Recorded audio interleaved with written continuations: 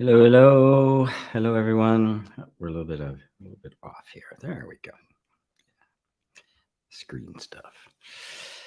Hey, everybody. Welcome to Satsang, that special time of the week completely dedicated to self-exploration and inner healing and awakening, etc.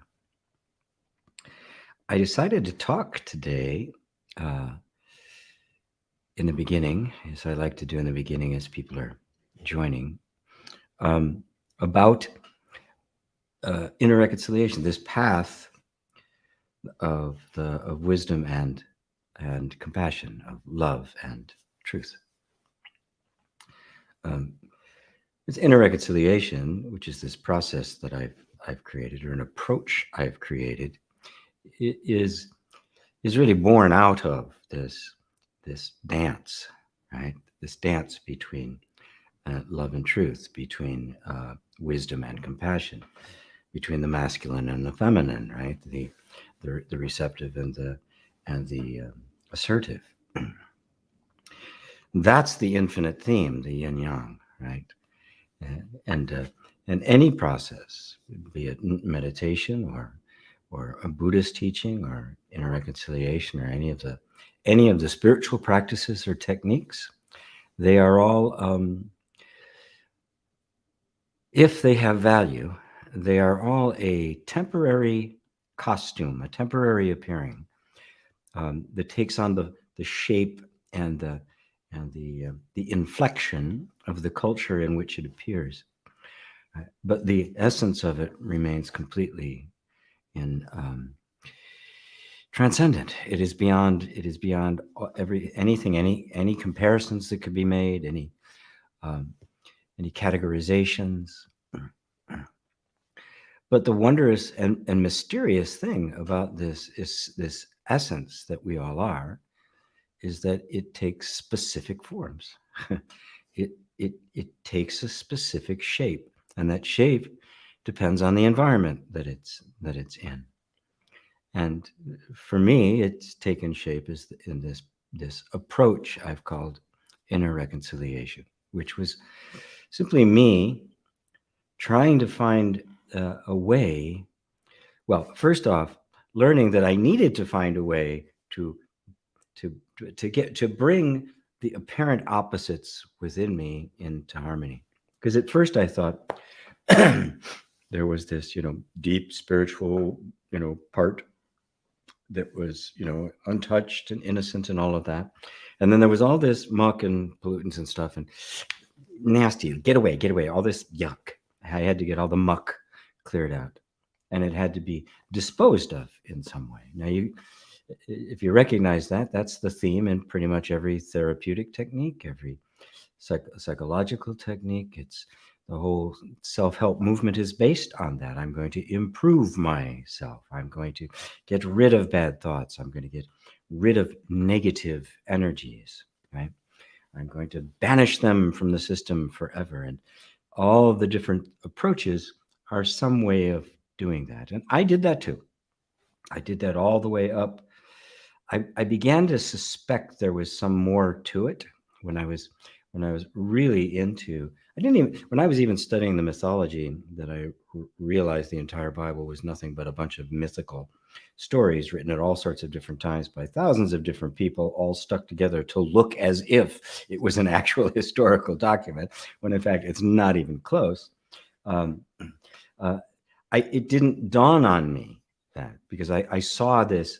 I saw the myth kind of this war between the true and the false, right? The angels and the demons.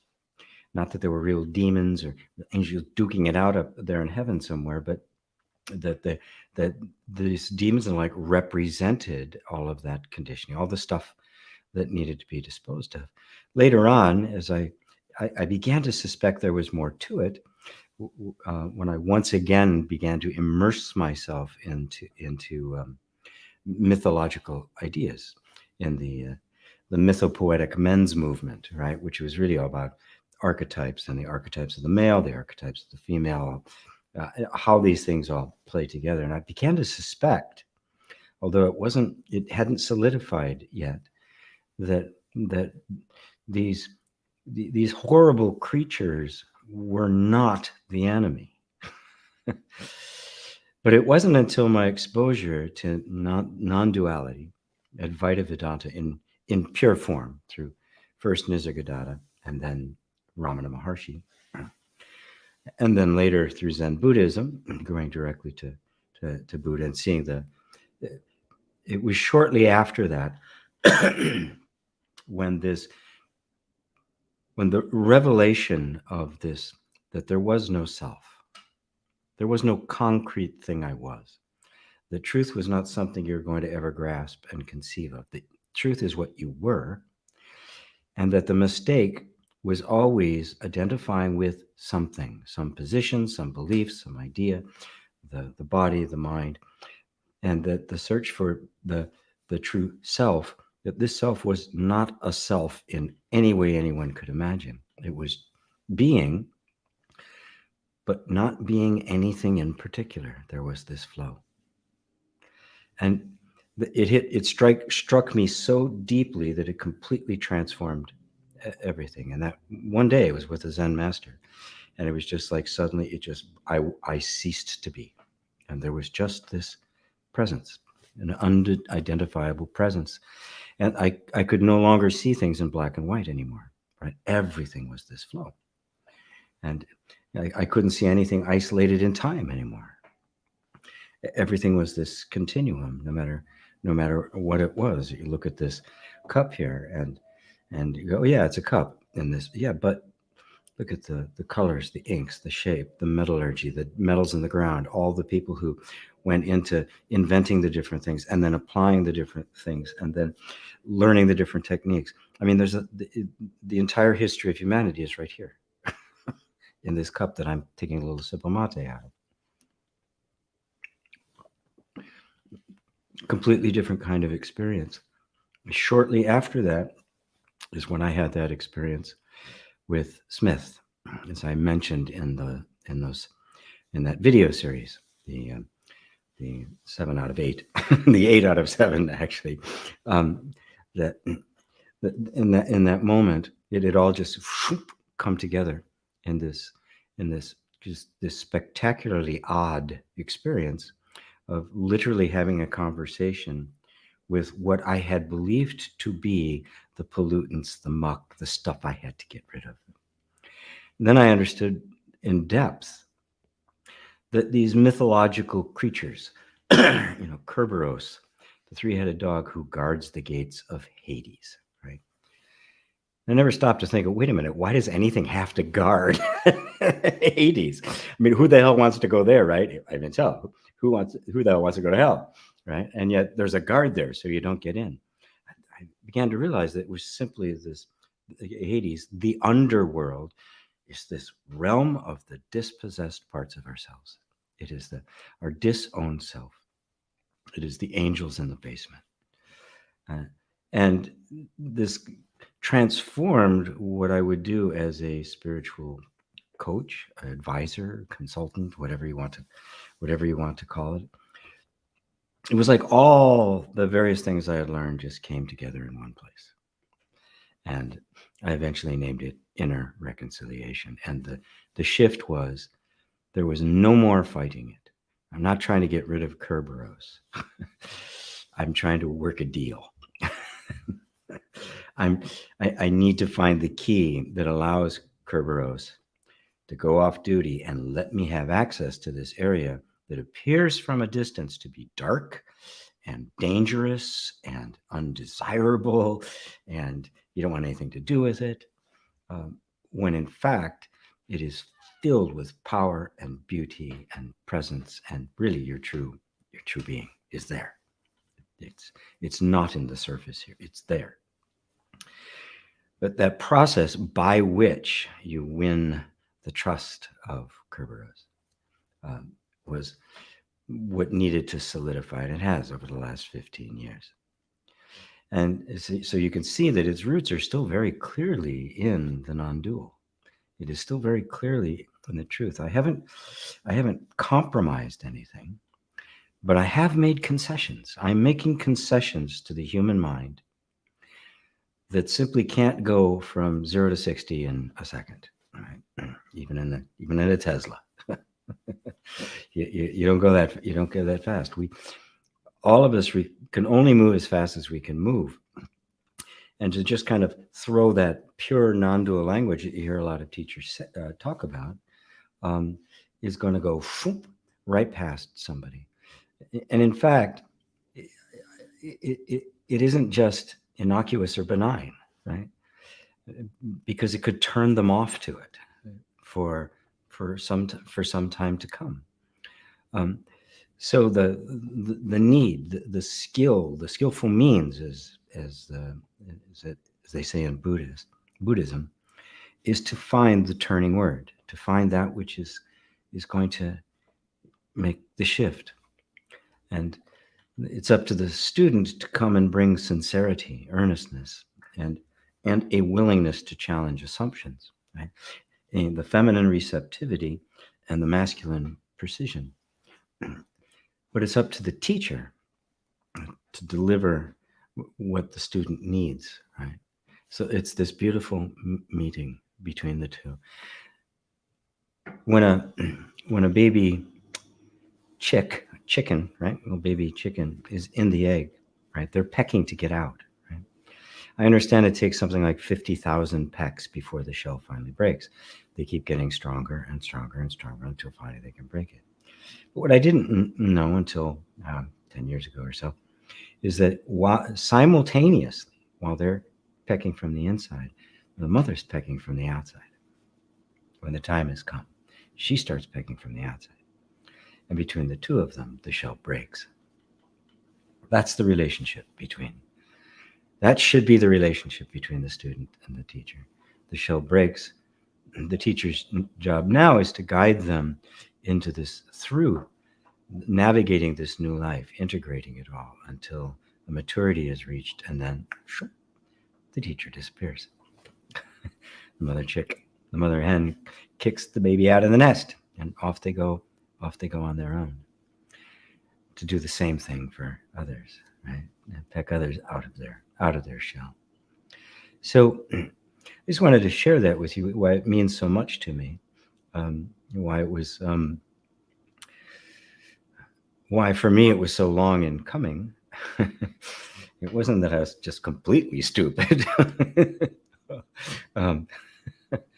It was simply a confluence of the times, what was available, of obviously my own character, my own issues, my own conditioning and stuff that I had accumulated, that finally led up to this place that any of you who have experienced it know what I'm talking about. And it is this energy why many of you come here week after week, right? Is that it's nothing special to me other than I've completely surrendered to it. It's like there's no other place in the world to go, right? This is it. So on that note, I will just say welcome once again. It's so wonderful to be here with you all.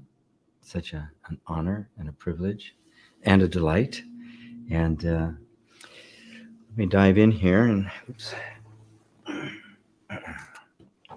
lost my little placemat, and start saying hello to everybody. Rosario, hello. Roberto, my two buddies in Madrid. And there's Bob. Hi, G, it's Bob. Something amazing is happening. I'm in a situation where I need to find a new job. And one part of me is in a great panic and wanting to get whatever comes. But there's another part that is waiting for something. Confusing part is that this waiting part is so sweet and lively and loving that I want to listen to it. And the other part's telling me I'm crazy. Your wisdom is needed here. All right. I'll do my best to deliver. There is certainly not anyone here listening or who will hear this in a replay that has not had exactly that experience. Maybe not, maybe not about a job, but a lot of people would have it about a job. But about anything in your life where there's something that feels very threatening, and at the same time there's something that feels very free. And you can know that it's genuine because when you kind of dial in to the part that doesn't how did you put it? Um, just there's another part that is just waiting for something, and the waiting part is feeling just very, very happy and free. That means you have tuned in to the actual element of freedom. It's not your mind just going, oh, it'll be okay, taking a spiritual position, right? Because no position is going to lead you anywhere, right? Positioning, to take a position is to take an identity. And the moment you take a position, you will make other positions wrong, right? And boom, immediately you have inner conflict. Now, being in touch with that, the part of you that is free to simply look, discern, choose, has the freedom to not just grab for whatever it wants, right? Doesn't immediately silence this voice, right? As a matter of fact, there's nothing about that energy in it of itself that demands that that voice be silenced.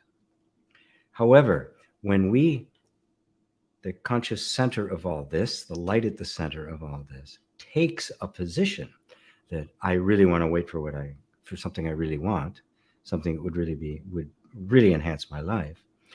Boom, and you hold on to that. It's got to be like this.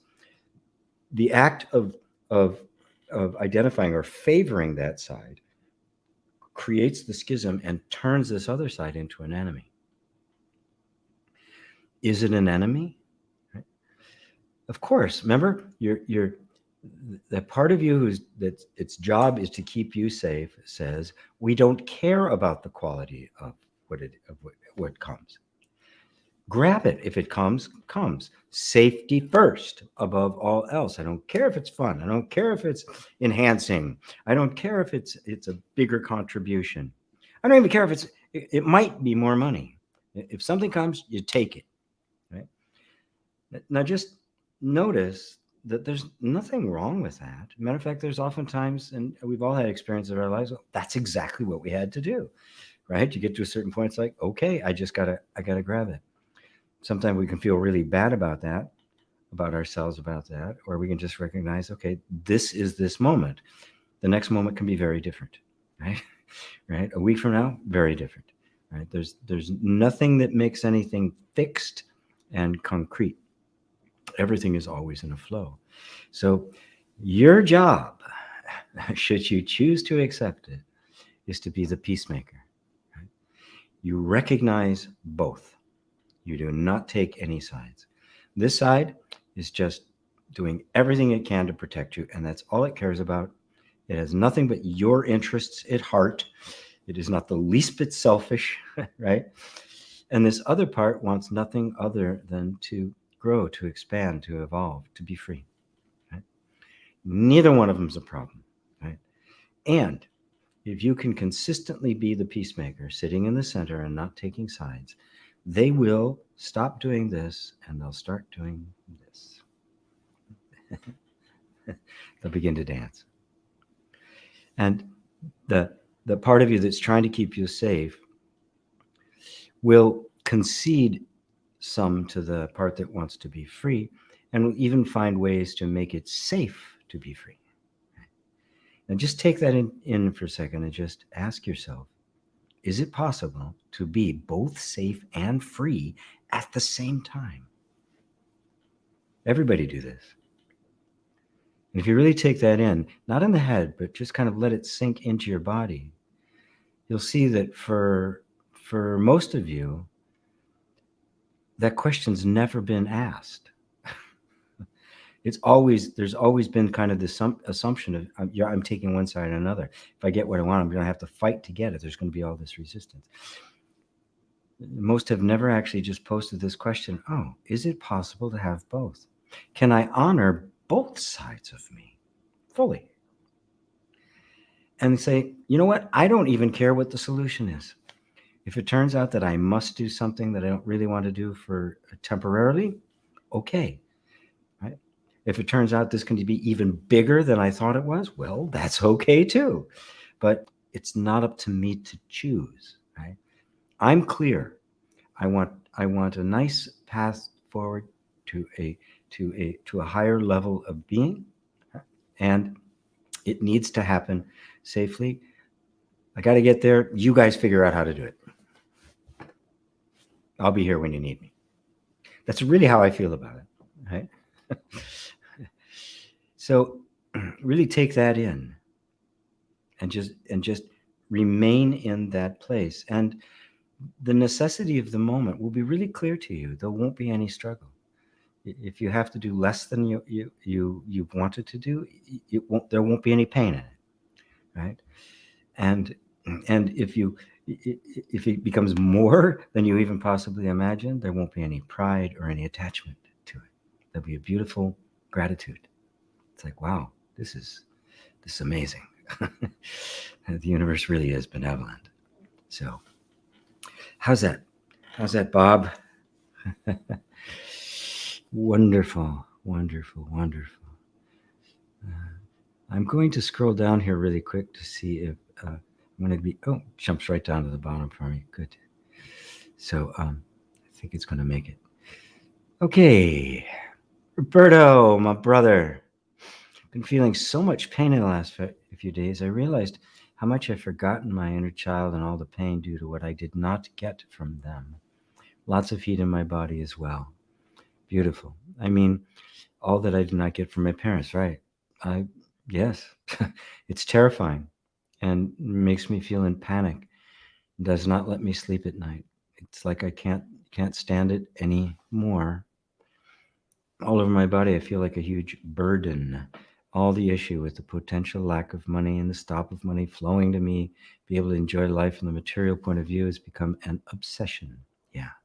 What's really the obsession is that energetic child in us that is desperate to get from the parental figure what it never got and knows it needs. And there's where the resolution takes place. I think I've mentioned this story before. I was in my 40s. I'd resolved a lot of this stuff through various techniques that I've talked about. And I was doing one particular process. I had read through the book Drama of a Gifted Child by Alice Walker. It's an amazing book. And I was doing a thing called the Steppbacher technique of kind of letting energy flow through the body. And doing that, this one time, the realization dawned on me that I had never had a mother and that I was never going to. And it's the kind of thing but the whole body got it. And I quaked, I shook, I wept for 5 days as this energy, because when the body does not get something it absolutely must need, it puts itself into the weirdest kind of things. Because this isn't just a like to have. This is an absolute need, that bonding with mother. And if that never took place, there's a gap there. There's a gaping hole there. Right? That I spent a lot of time trying to fill. And on that night, on that day, I don't remember exactly when it was. It was early in like 1995, I think, because I just moved to New York. And it just sunk in. My whole body got it. This was the fact, and there was no going back. It could not be gotten. And of course, it just sent it into just, I mean, it's just like death, right? Because to not be bonded first to your mother, of course, and then to father, because that happens even in the womb, right? Is death. Right? And so, in a very real sense, I experienced the death. But the miracle is the body found a way to compensate for it. Right? All my relationships changed after that, especially my relationships with women. And it was quite dramatic, obviously. So your body is trying to get something. It's trying to cling to something to give it the security that it never had, right? Which is why you're feeling this. And just because, our particular way we get raised in that sort of thing, in your case, it is clinging to the, self-condemnation for some money you may have lost, right? And a constant fear that I'm not going to be taken care of. I'm not going to be taken care of. I'm not going to be taken care of. And that's the energy. I want you to be with that. Be with that energy. I'm not going to be taken care of. I'm not worthy of being taken care of. There's something wrong with me. I need to earn it, right? And use tapping to help with this. You don't have to use any kind of specific process. Just I'm not going to survive. I'm not going to get my needs met. And really be that blunt about it, because that's the truth, quote unquote, the energetic assumption that the nervous system is acting under, right? You can't fight it. You have to go to it, right? And allow it to see that where it needed to get it from, it can't get it there. And it's not going to be able to compensate for it with anything out here. So it's got to be an alchemical transformation that takes place here, which is exactly what you've been doing.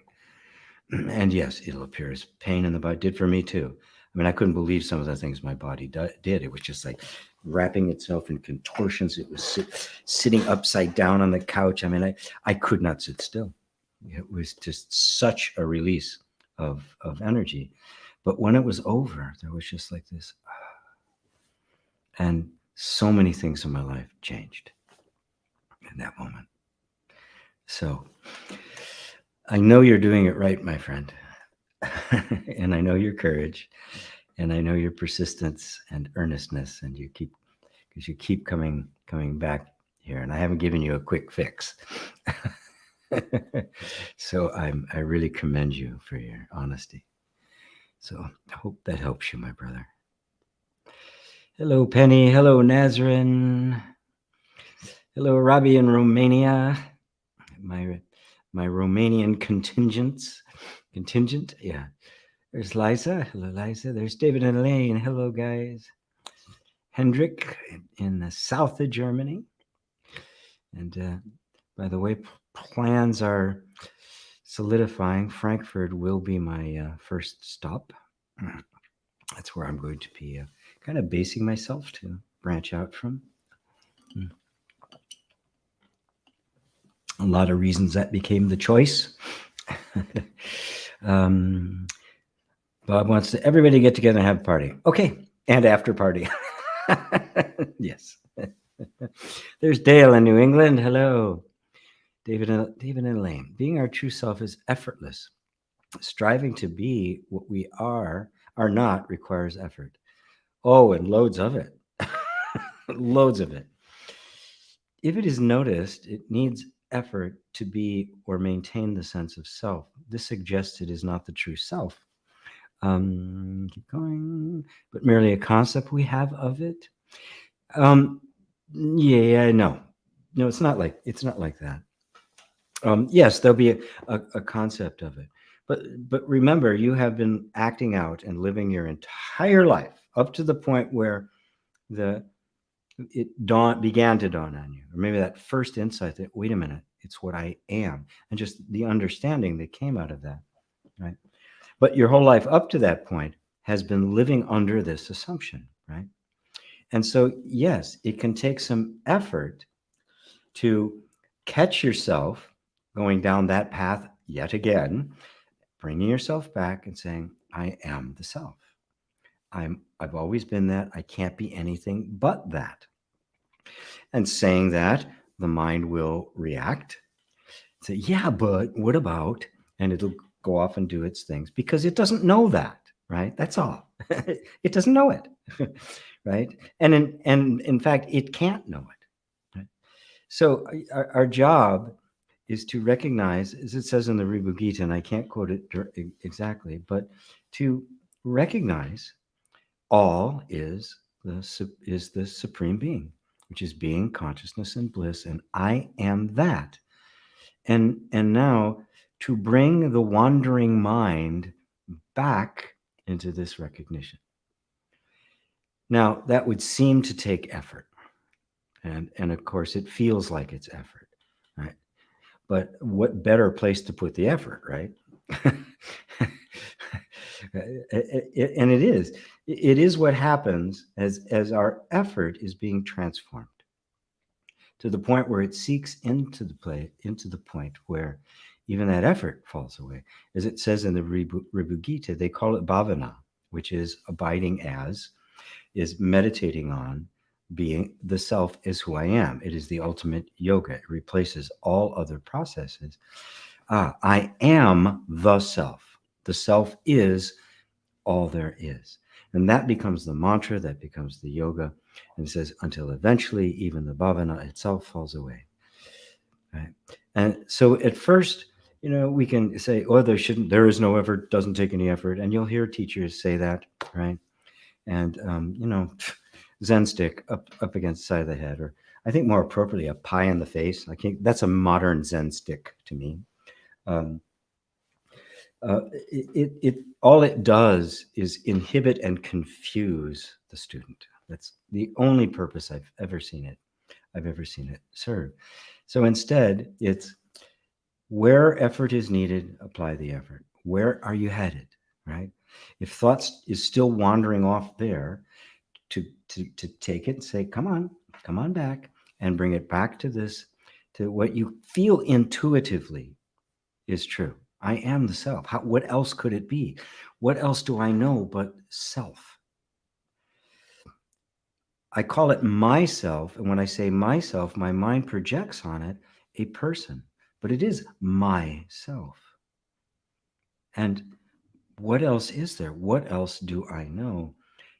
Now, I'm inquiring into that. I'm working into that. Is that effortful? A little bit, yeah. Isn't there? Right? But it's in exactly the right direction. And in this inquiry, I am constantly bringing the mind back from its the prodigal son going out to find its place and its happiness out there. What else can we do but bring it back, bring it back, bring it back? And when you see, that things like the Ribhu Gita or the Avadut Gita or any of these things are saying that over and over and over again, you go, okay, all right, fine. So we don't turn it into this spiritual platitude. Oh, it should be effortless, right? Sometimes still I'll sit down to meditate and it'll be like, it's like, gee, what time? I'm kind of hungry. What am I going to have for dinner tonight? It's like, oh, brother, the dog, come on. Offer a treat, bring it back. And, eventually you get established there. Who knows how long it's going to take? And frankly, who cares, right? When you're doing it, the only thing you need is to be doing it. This is the only doing you need. You're doing the right thing. So that's what you do. And that doing or sense of doing will continue until it just kind of, it's like so automatic that you realize it isn't really effort. And even the idea of effort can fall away. And eventually you see, it was never you doing it in the first place. This was the awakening itself. And it's a different level of freedom. So that answers it for you, David and Elaine. Eva, lovely Eva. And from Poland, John in Scotland. Oh, I can't wait to see Scotland and England and Ireland. England again, but I've not yet been to Scotland or Ireland or Wales. Roberto, I don't have a clue what I am anymore. Good. You are not anything in particular. And what you are adapting to is living without a fixed sense of identity. It doesn't matter, right? It doesn't matter if an identity forms as long as you realize it isn't you, right? I have an identity right this moment, right? Spiritual teacher, right? But it's not me, right? It's a role that's being played. Right? So as far as I'm concerned, I don't have an identity. I have no idea who I am or what I am. Because the moment I form an idea of what I am, I've put myself in a container, right? So there is no idea of who I am. There's no idea of who you could be. You cannot know yourself. The eye cannot see itself. So that which is knowing cannot know. It can have no information about itself whatsoever. And so you realize that the only identity you have is that of the pure, limitless, boundless being itself. You are the self, the only self. No boundaries, no limits, which means you can step into an identity, step out of an identity, into one thing and another, like children playing. You watch them transform, right? My daughter she's Olaf, she's Elsa, she's Anna. She, we're now she's, now we're monster hunting. Papa, there's monsters down there. We got to go get them. Okay, let's go get them. And we go get the monsters. 5 minutes later, it's something else, completely unattached to anything, and yet happy, content, having fun, right? This is the reality. And as adults, we're kind of forced by our culture and the like to become somebody identified so we can tell everybody else who is. So we have a resume, so we have a CV, right? The fact is, you don't know who you are. You're never going to know who you are. And that is infinite freedom. Right? It doesn't mean you're going to be a blob sitting in the corner. You're going to go nuts or just chant Om all day. It means you're going to flow. You're going to be in and out of identities all the time. The ego as sense of identity becomes totally flexible, right? It even ceases really to be ego anymore. It's just a momentary costume. You put it on, you play your part, you take it off. So there's a lot of fear around that. The egoic fear of, I don't know who I am, right? But that's the liberation. Walk through that fear. Don't worry about it. Just take care of that inner child we were talking about before, the little one who never got their needs met.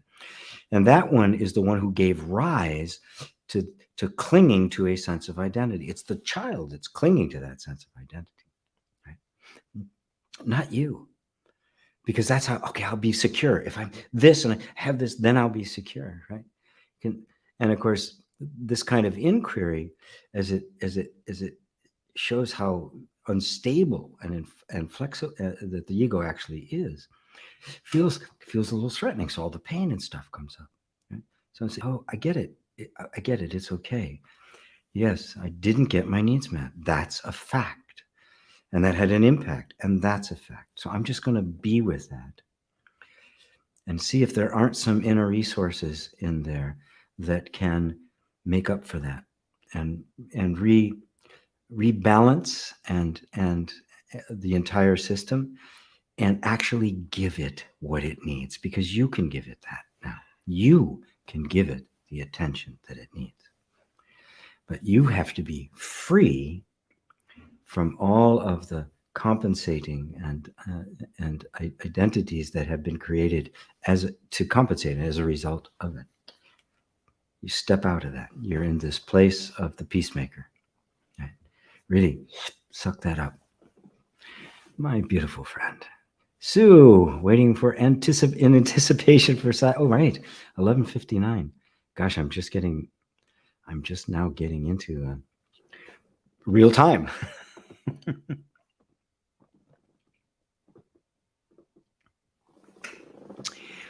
Robbie, is it really true that in any given moment, one can literally start fresh from a new beginning, not needing the past circumstances, self references, and even his, her name? And if so, what is the past habitual energy momentum? Is it pure mental construct that can be let go, or is it something that of actual reality that needs to be dealt with, then fresh start? Nice question. Yes, it's possible, right? Yes, it is possible to be able to start fresh at any given moment. But the reality is that to do that wreaks such havoc in the nervous system that you'll be fighting it. You cannot make it happen. You have to bring it to that point. In inner reconciliation, this kind of training, you are preparing the whole energy system to become that flexible. So it isn't holding on to things so tightly that it resists the fresh start, right? It knows it has the inner resources to adapt itself no matter what happens. And that's the power that allows for very quick transformation. But that has to be cultivated. You can't force it, right? There is habitual energy from the past. And it is not a purely mental construct. The mental construct came later. The actual habitual energy is energetic. It's more of the body and the nervous and the energy system than it is of the mind. The concepts came later. And of course, they're their own kind of obstruction. You kind of pierce through the concepts to get to the underlying assumptions, the underlying energy that's sitting underneath it. And so while you can take an absolute non-dual approach and say none of that exists, I don't have, and so I can deal with it. But I've never seen that work for anybody. Never. The only thing it does is kind of make you kind of strange. It makes you kind of narrow, because all this energy is going in really into a denial of what in fact is here. There's nothing you can do about it. It's here. Right? This is here. This is what I deal with. Now the I that's dealing with it, is it completely enmeshed in it? Is it angry with it? Is trying to get rid of it? It thinks, a fresh start. Come on, I got to get a fresh start, right? Because that's all you're doing is creating a conflict with it, right? Or is it the I that recognizes this habitual energy, why it happened, how it happened, and work with its nature so that in the most loving and compassionate way, the whole energy system begins to let go of its own intent of all of the habitual energy that was energetic, not conceptual. And that's where the fresh starts begin to take place. Like I experienced with Smith and the growth of my coaching practice and my podcast and that stuff like 15 years ago, something like that. So it's in those videos. I don't remember which one, 3 or 4. I tell that story. Maybe earlier. I think it was 3 or 4. But it was very quick after that, right? Once the reconciliation had taken place, right, and the environment I was now creating was safe, transformation can happen very fast because the nervous system is adaptive by nature. Therefore, if the environment changes, it will adapt. Right? It also, because of its need to keep you safe, it will resist the environment changing, right? Because, okay, yeah, I don't like this environment either. It's kind of small and cramped and dark in here, but I know I can keep you safe in here. I don't know out there. So yeah, it might be better, but we're not going to risk it. That's just the myopic energy of the protective mechanism. So your job is this gradual creation of an ever-expanding container of safety. And, just like water just takes the shape of whatever you pour it into, if you begin to make the perimeter bigger, the water is going to spread out. It's just going to do it. Right? So does that answer your question, Robbie? My man in Romania? Hey, there's Patricia. Patricia, I responded to your emails several times and they keep bouncing back. So we should hook up on Messenger or something, so that we can get all that answered. Martin, how does an average day in GP's life look like, and what is your spiritual practice? Well, it's kind of varied. Interesting question. I'll answer it. It's not at all important, by the way. Yeah, I sense what you're looking at is what is it like when the world looks very different to you, when it isn't this constant threat. I mean, I do stuff. I have students to take care of. I do private sessions. I have bills to pay, right? Stuff I have to learn, some accounting and stuff to do. Not all the time, thank goodness. I start the day with meditation of just kind of going into that place where there's nothing but the self, and notice if there's any walls still remaining that I hadn't seen from before. I make myself some healthy foods. I write.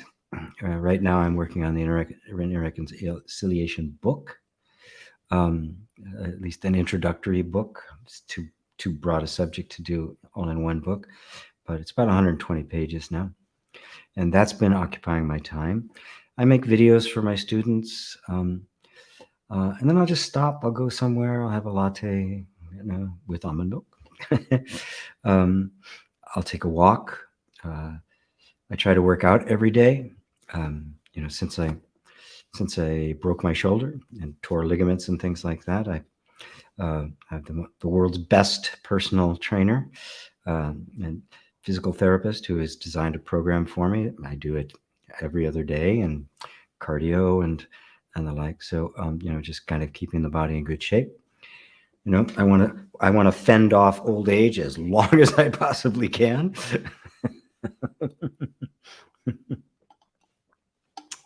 And some plans I have to make. I've started selling off stuff because I'm going to be leaving here in about 2 months or so, 2.5 months.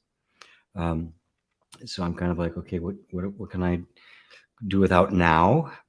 So a lot of it's just perfunctory, and whenever I feel like it, I just kind of stop, sink into myself, and just kind of reconnect with just pure being, right? Which doesn't need anything and isn't doing anything, right? And let the I just kind of withdraw back to its source, right? And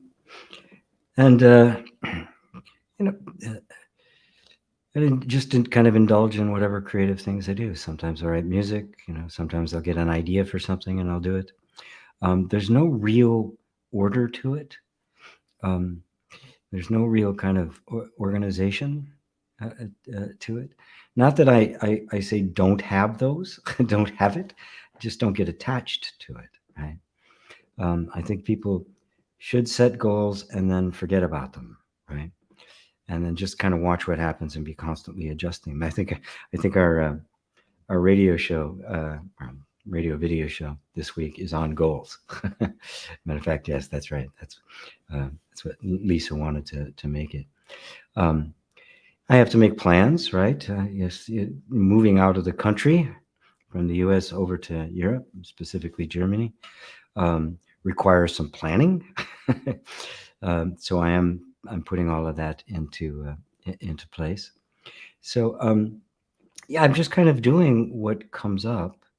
I suppose what you're most interested in is how does it affect me? And for the most part, everything comes and goes. It's just whatever it is, it's okay. And something might come up that can be really frustrating, and there it is, and you deal with it, and you're done, right?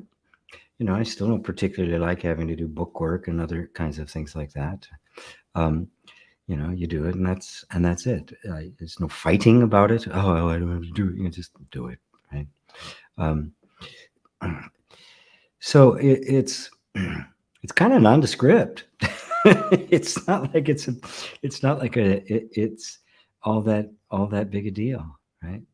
If I sometimes spontaneously I'll just kind of go online and do a meditation for folks or say something. Um, all of it quite spontaneous, yeah. And that's kind of that's really kind of the heart and soul of it. Just kind of really being present in and what does this moment need? Whether it be something extremely mundane, like, oh God, the counter's dirty again, I need to clean it, or something much more significant, like, how do I eradicate suffering from the face of the earth? So I would have to say my life is my spiritual practice.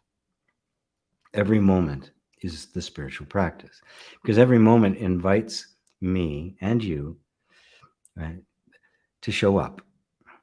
And how you show up is the substance of your spiritual practice. It's not just sitting on the cushion, right? It's not just doing the inquiry. It's life itself is the koan. Life itself is the practice. Right? And the practice is being the ordinary human being, aka the Buddha. Right? The seeing that the two are not two at all. And that this simple human life that I happen to be leading is the life of the Buddha. And so is yours. And so the whole spiritual practice is in that perspective, is in the recognition of what is actually happening. And what is actually happening is the ongoing story of your awakening. That's always what it is. The recognition of that is the spiritual practice in every single moment. Or as Paul put it, pray without ceasing. Great. Thank you, Martin. Himank, namaskaram ji, namaskaram to you. Ursula, Madeira Island, hello, good evening. Peter, in Italy, Awakened INFJ, beautiful GP, thank you for being here. I missed 2 of your IR sessions with Evan and had to enjoy it afterwards. I have one thought though. What a wonderful, one left though. What a wonderful process, so intelligent and wholesome. Thank you. Thank you. That's what I hope for it. It's deeply spiritual and non-dual and yet deeply human, which to me is the whole point. That's the middle way. Right? The pendulum swings too far in one way or the other, you're off. Right? You get stuck in the absolute, you get stuck in the relative. If you're stuck anywhere, you've off, you've missed it. Swan Song put it, the arrow is already past downtown. Sean, hey, AGP, hope you're doing great. Question, part 1. Nothing has meaning, otherwise we'd all have the same meaning for the same circuits or object. But physical things have the meaning when they encounter other physical objects. A knife cutting on an apple will respond similarly with almost all apples. What's the phenomenon relating to meaning? There's no meaning actually in that, in the sense that, yes, this is what the knife does. It cuts stuff. That's what it does, right? Now, what it cuts, right, will be determined by the meaning of that experience, right? What does the knife mean? The knife means I can cut my apple, so I can eat it. Right? I can eat it cut. Well, I can also pick up the apple and just eat it like that. Right? I don't have to cut it, or I can use a corer, right, and core the thing out and eat it like that. Right? So the meaning of something is the meaning of not just the thing or a person or an object, but the whole circumstance, the whole interaction of things. The meaning of a tree blowing in the wind as opposed to a static tree there. The meaning of the tree as opposed to the meaning of the leaf, right? And you can see at every level, different meaning is attached to it and a different experience takes place there, right? So meaning is always subjective and personal. It is always my meaning, always. Right? That's all you have to get, because if you realize that that's what it is, that it isn't an objective thing, you're no longer attached to your own meanings. You're not attached to your position. You're not attached to things being one way or another. You become very fluid and flexible. And what happens when you become fluid and flexible? You stop suffering because suffering is stuck. It's when I'm not flexible, right? Life is flowing and I'm resisting it, right? So what's happening? I'm getting pummeled, right? But if I'm flowing too, it's as if nothing is moving, right? There's just this wonderful motion, right? So don't mistake function for meaning, right? They don't have the same meaning when they encounter a physics. They have the same function. The knife cuts. That's the whole purpose of a knife. Take that away, and it's not a knife anymore, right? Take the airplane wings off an airplane. It's not an airplane anymore because it doesn't fly. And a brick is not an airplane because it does not have wings, right? So don't mistake the function for the meaning. The function is kind of inherent, right? This is what my eye does. This is what my hand does, right? That's has nothing to do with meaning, right? You know, she has pretty eyes. That's meaning, right? And that has nothing to do with the functioning of the eyes, right? So that's probably where you can draw that distinction. And most importantly, free yourself from looking for some kind of concrete meaning. In other words, looking for truth in concepts.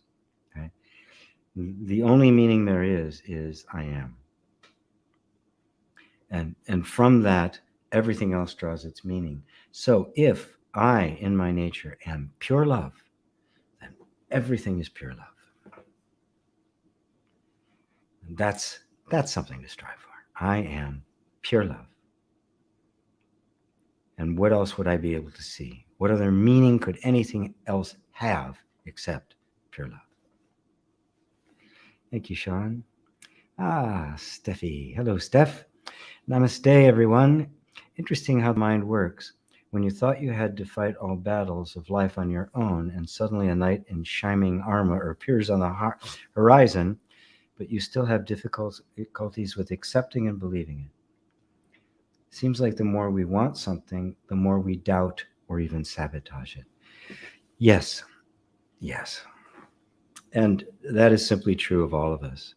We all want to feel that perfect love, that sense of our own capacity to love and feeling ourselves love, to let in love. But we all learned early on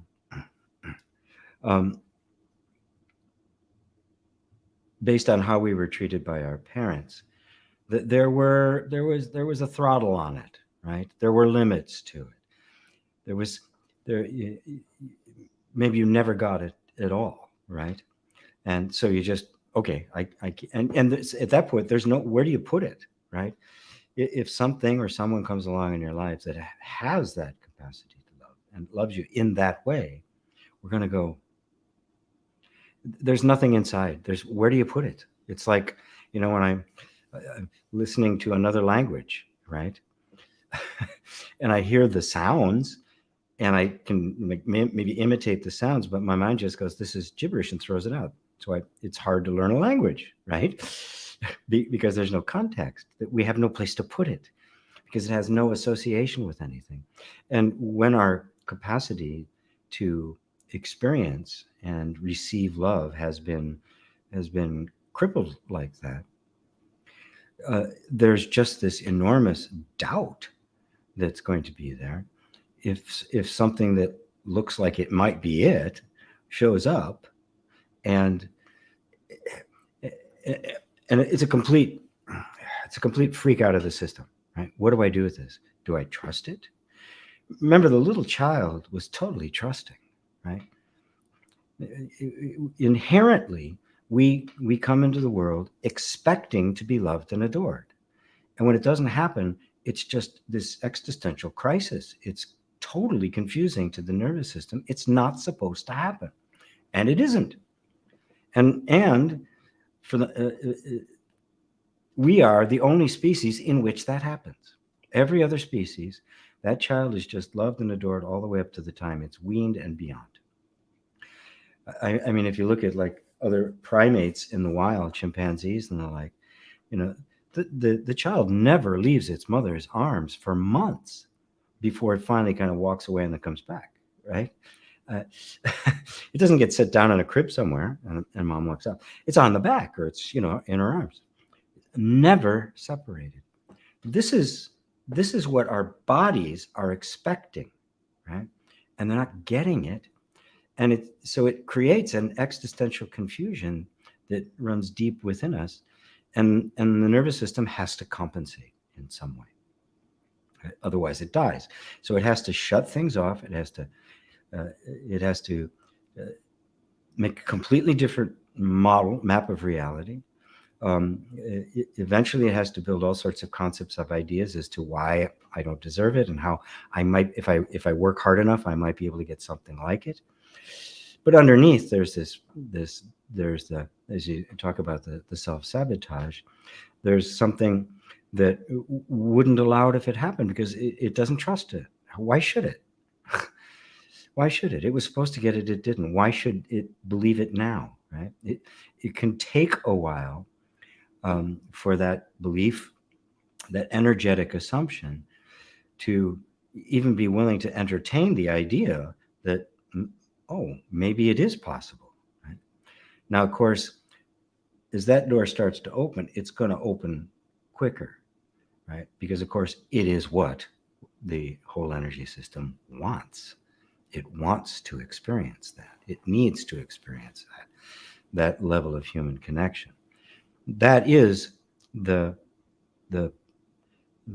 purpose all human relationships are supposed to serve, especially the union of hearts, an intimate romantic relationship. That's what it's supposed to do. It's supposed to be a continuation of that total acceptance on a mature level, working things out between each other. But if there is that kind of openness, it's the most wonderful opportunity for some of the deepest traumatic stuff to, at long last, be dissolved and healed. So it shouldn't come as any surprise that when the very thing you want shows up, the nervous system's going to go, no way, I'm out of here. And prior to that, there'll probably be a whole string of things that will continue to go into where you don't get it. Because that's what's familiar, that's what's comfortable. And that's why we have so much resistance to not just the letting in of love, but of success, of achievement, of being seen and welcomed, of being valuable, of making a contribution. It affects all of it, and it takes a concerted effort, for lack of a better term, to kind of turn around and walk back into that inner territory that then that finally opens up the space to receive that which it has always wanted. And of course, beyond receiving simply the love of another is the love of ourselves, is the actual recognition of ourselves. First, that we are lovable, inherently lovable. And I don't need anybody else for that, right? Which of course is the opening that allows that to happen fully, right? And beyond that is the realization that you are love itself. And that it isn't a needing of love is not something other than you that is attained and held. It is what you are. And that's the final note of the symphony. That's the fat lady singing. Thank you, Steph. A beautiful question. Everybody here knows that one. Everybody here feels that one. And yeah, it is amazing how many people I've coached in classes and privately that have been just this the utter disappointment of relationship, because we live in very tumultuous times where human relationships are quite precarious, and these days they're built. They're built on business. They're built on transactions, right? Get what I need, you get what you need, that sort of thing. There's very little love in it. And with the cultural breakdown, the whole definition between the masculine and feminine is just, it's undefined territory at this point, and it's just and it's kind of chaotic. The more I talk about this, the more I'm thinking I'm going to have to be doing a class for men coming up soon. And I've even thought about maybe doing one exclusively for women. So I can rekindle the goddess in all of you, because you are all goddesses.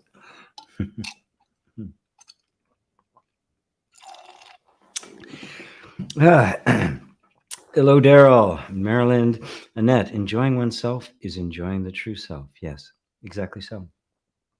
Exactly so. Everything you do, oh God, that was so much fun, is enjoying the true self. It is the true self enjoying the true self.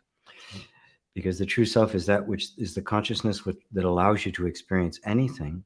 And the experience of everything is the experience of yourself. The mind can't grasp that because it's always something over there. But it's everything is the expression of and the experience of the true self. There is nothing but the self, and you are that. Now off. Hello, sir. Hi, GP. I hope you're fine. I am. My question, what are the issues or traps that we go through during an awakening, such as social or personal changes and challenges during the adjustment to live here and now? Well, it's not the kind of thing you can sum up in here's your checklist. It doesn't work like that. What gets cultivated, if it's done correctly, is a sensitivity to the circumstances that have been going on in your life, and what had been, in fact, unconscious automatic triggering that happened so fast that you were in it before you even realized it took place, and therefore we don't even know it happened. It was because it's a trigger. Hold on, one quick second.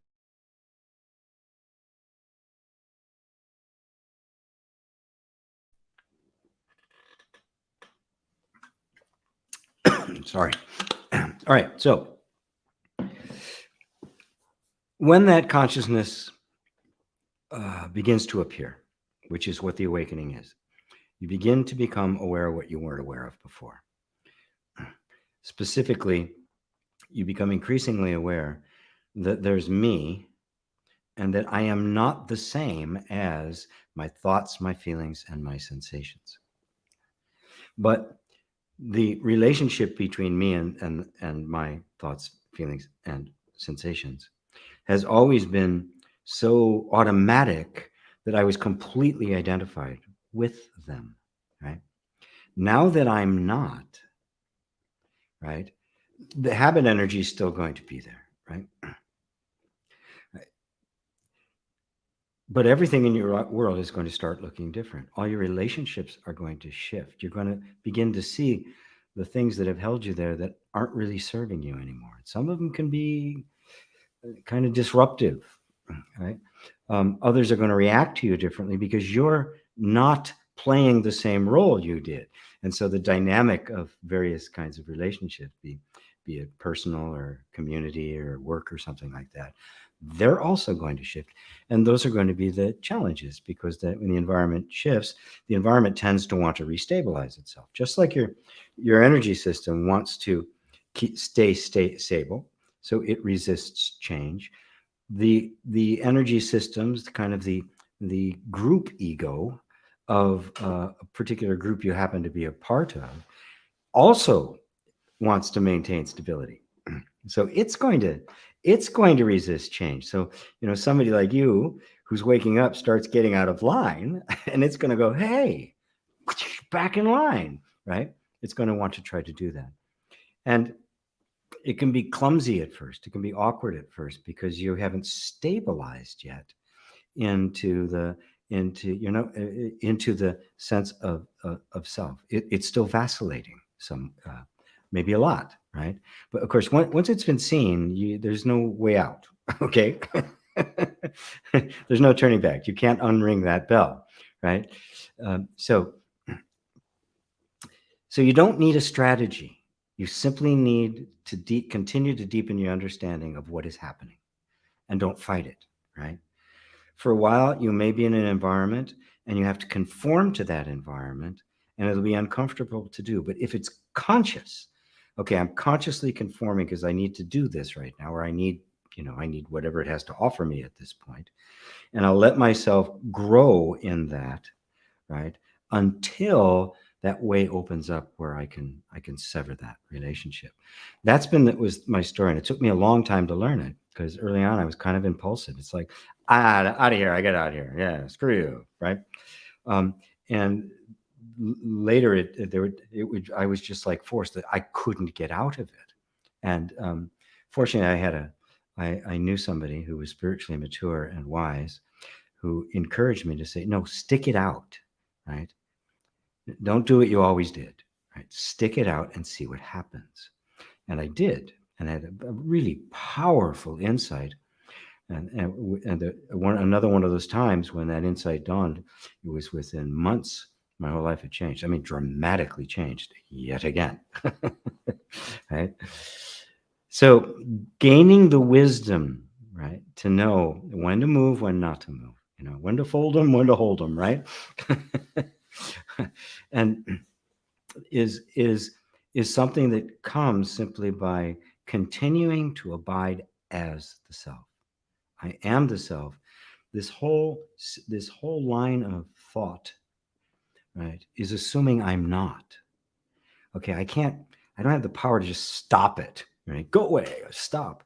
But I do have the power to continually bring my attention back to this place where I intuitively know I am. And that's all it takes. You're just kind of taking the wandering mind and bringing it back, taking it and bringing it back. And eventually the gap gets bigger and bigger. The cascade of those thoughts identified with the false self gets less and less inviting, less and less powerful, less and less influential. They begin to kind of fade into the background. They may disappear, or they may become like, a radio playing in the next room that you simply don't even know what they're saying anymore. So don't let your mind turn this into a problem, which it wants to do. Okay, what are the issues or traps, right? Now, I'm not saying that's what you're feeling about it. I'm characterizing it just to kind of dramatize it. Because your mind is going to want a checklist, because your mind thinks it's got to accomplish the awakening, right? And even if the awakening is happening, it goes, great, I'll take it from here, and it wants to integrate it now, right? You don't have to do any of that. It brings its own power. It brings its own guidance, right? The real you, which is at the heart of the awakening, is running the show, right? It's the man behind the curtains, right? And your job is to continually just surrender. I am the self. This is the truth of my being. Even if my mind is screaming something else, in my heart, I know it's true. And this is where I'm going to stake my claim. This is where I'm going to build my house. This is the rock upon which I will build my house. Very good. Thank you, Nawaf. Suzanne, hello. Hello, Jean, everyone. The more you want to stop the mind and try and control or even fight it, the stronger it gets. And the more annoying or aggressive it appears to get one's attention. If you just let it be as it is and the thoughts flow, the calmer it gets and a gap opens up. That allows love and peace to be felt, and you're not attached to the mind anymore. You become more of an observer. Couldn't have said it better myself. Absolutely 100% correct. But interestingly enough, you didn't need, it wasn't the form of a question. Notice you don't need me to validate that for you. You know it. It's yours. That's your wisdom, right? That's all yours. Yeah. There's a saying in Chinese that I really like. It says, when you're drinking the water, remember the one who dug the well, right? It's all I need to be remembered of for. Is, for some of you, I dug the well. But it's you that's drinking the water, and it's your water. And the moment you take it in, it becomes your body, your life. So your observations are absolutely correct, and it's the big mistake that has been made when spirituality came to the West with its goal-oriented doing, do kind of thing. It became something to do. I'm going to stop the mind, right? And I'm doing a terrible job. I've been trying to stop my mind for 20 years, and it's not stopping, right? No, it's not going to, because it is the mind that is trying to stop the mind, right? And the more attention it gets, the more energy it gets. So you simply lose interest in it. You realize it doesn't really have anything to say. There's nobody there. It's not like it's somebody you have to listen to or they're going to feel hurt. It's just a program playing. It's like the computer. If you ignore your computer, it doesn't have hard feelings about it. The mind is no different. It is just a flow of thoughts. Right? And you don't have to stop the flow. They're part of life. You simply have to position yourself as the one watching the flow. And realize that the flow isn't really all that interesting. Right? What's more interesting is the one who's watching it. Look at that. Ooh, look at that. Oh. Uh-huh. And everything can come and go. Even the interest. Oh, that's really interesting. Sure. And it's gone. And that is the place of the true observer. It's an observer that has absolutely no vested interest in what is observed, no interest in the outcome, right? Doesn't care how the story ends. It may be an interesting ending. It may not, right? It may be a soap opera, which never ends, which is actually the case most of the time. So I hope that answers it for you, Suzanne. Well, answers. There's no question. There was no question there. You know that, and I think that's wonderful. Self-validating insight. Beautiful. All right, let's see. Roz Gray. Hello, Roz. T.S. Eliot said, we think of the key, each in his prison. Thinking of the key, each confirms a prison. Beautiful. T.S. Eliot was amazing. Each in his prison. Thinking of the key. And thinking of the key confirms the existence of the prison. No key, no prison. Beautiful. Both sides of it. No duality or non-duality. No liberation or bondage. In order to have liberation, you have to have bondage. In order to have enlightenment, you have to have delusion. Right? So there is neither. There is neither liberation nor bondage. There is neither duality nor non-duality. There is neither the prison nor the escape from prison. There is neither enlightenment nor delusion. That's the pure being that is beyond all opposites,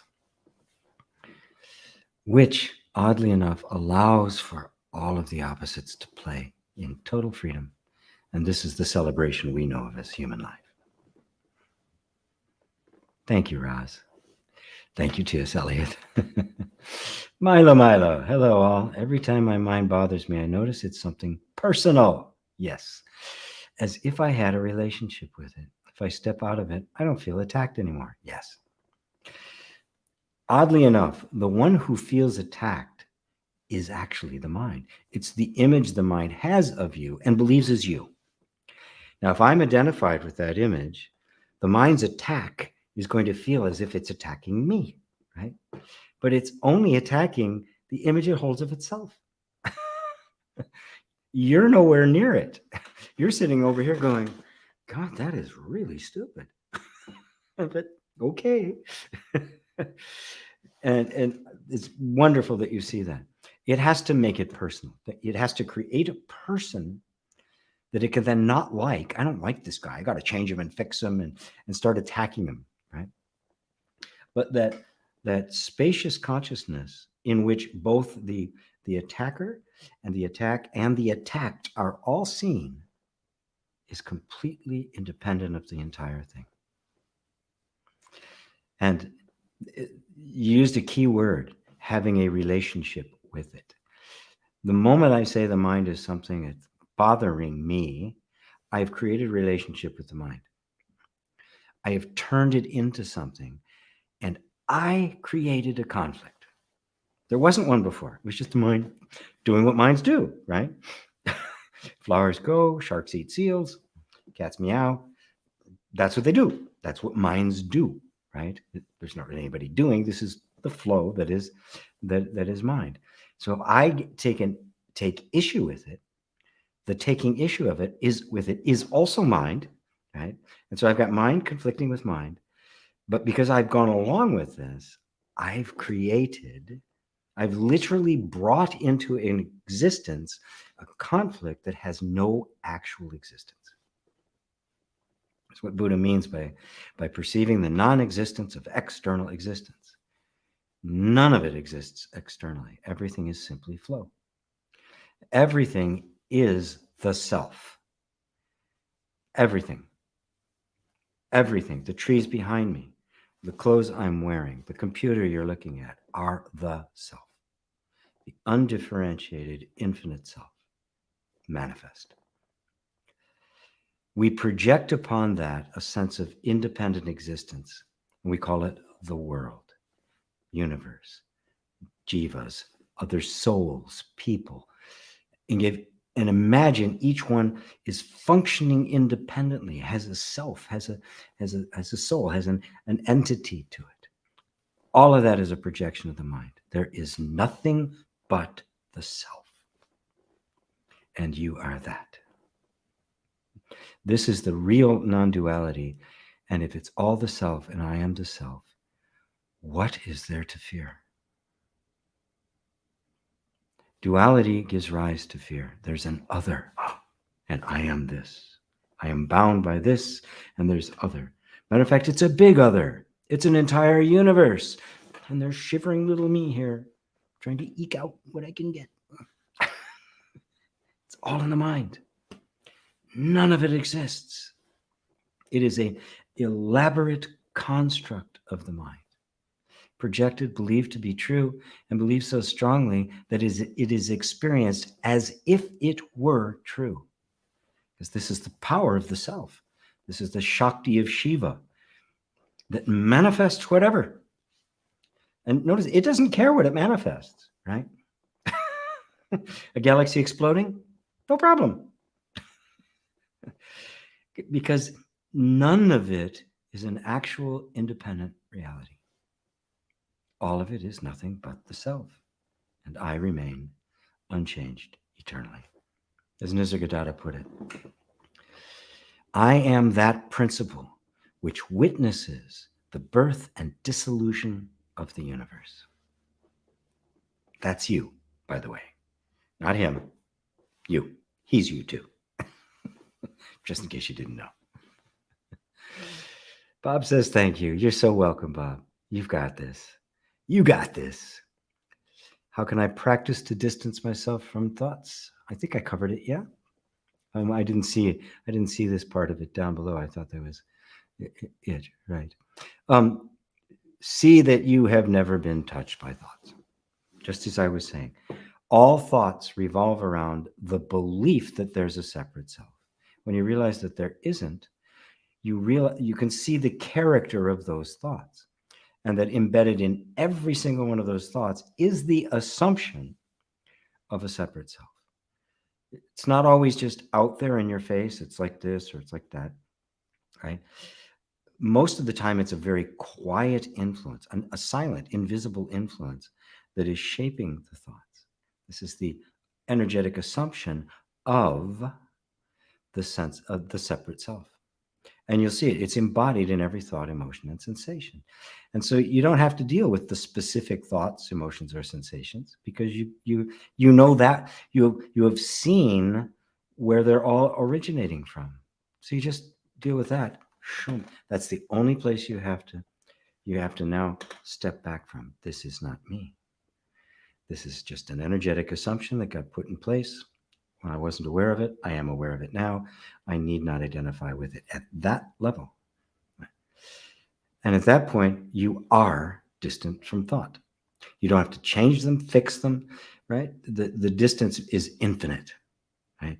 It can't cross that gap. This is the space in which there's nothing but heart. Right? I think Nisargadatta taught it. He says, mind creates the gap, the heart crosses it. So hopefully that answers it for you. Karen. Hello, Karen. Hi, y'all. Great to be here as always. How can one feel and experience spaciousness? Love being with you all. Oh, beautiful. How can one feel and experience spaciousness? Let me point you to the underlying reality that makes feeling spacious, experience spaciousness possible. Okay? Because the way we normally approach it, there's me, and I'm trying to have the experience of spaciousness.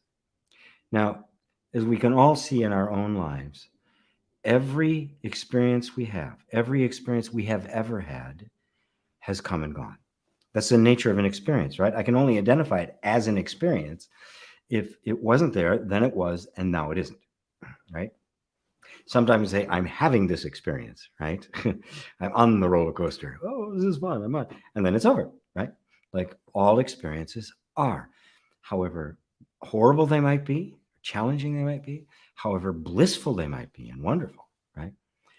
They have that in common. They come and go, right?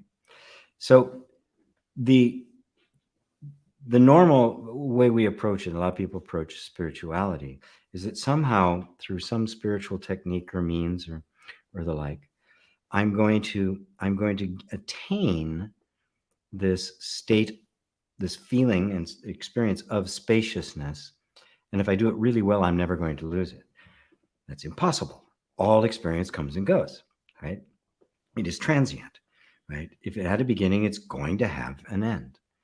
Truth, on the other hand, if it's true, cannot have a beginning, right? It can't be something that, oh, now it's true. Oh, now it's not, right? Right? 2 + 2 equals 4. Now it doesn't. It's got to be something that simply is self-existent, right? Now, what's self-existent? It's from that place of the self-existence that would experience spaciousness and recognize it as spaciousness. Notice, something inside knows that, right? What knows it? Especially if you've never experienced it before. It's like the first time you fall in love, right? You're 12, 13 or whatever, right? And you know you're in love. No one told you. You just know it. How? What is it that can recognize these states? Now look at it even more deeply. What is it that's actually experiencing the spaciousness? What is it that recognized that it wasn't there, now it is, and now it isn't? And notice, isn't that consistent? It's not changing. It's not coming and going. If you really look as far back as you can look, you can't find a beginning to it. If you look as far into the future as you can imagine, you can't find an end to it. You might imagine an end to it, but you can't actually find one. Now, isn't that you? Whatever that is, you're there, right? So you are the source of that spaciousness, which means that from which spaciousness emerges is there, even if the feeling of spaciousness isn't, even if it feels really contracted, right? Is not that which is having that experience exactly the same as the one that experiences spaciousness? So which is more important? That which experiences all of it, or the particular experience? For most in spirituality and self-help and all of it, there's this mistaken um, uh, quest or seeking of some kind of permanent state of bliss, some permanent good feeling, right? It's impossible. Nobody's ever been able to maintain it. Buddha got sick. He got colds.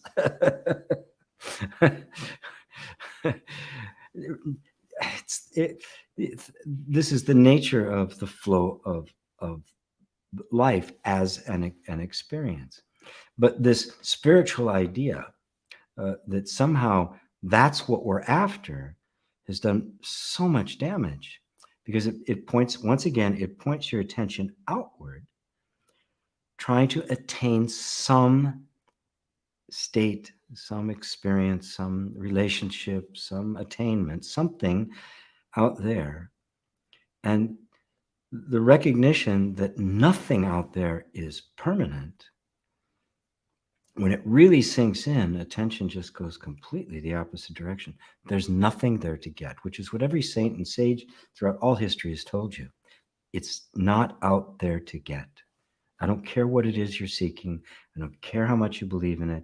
I don't care what a positive and powerful effect it would have if you got it. It won't last.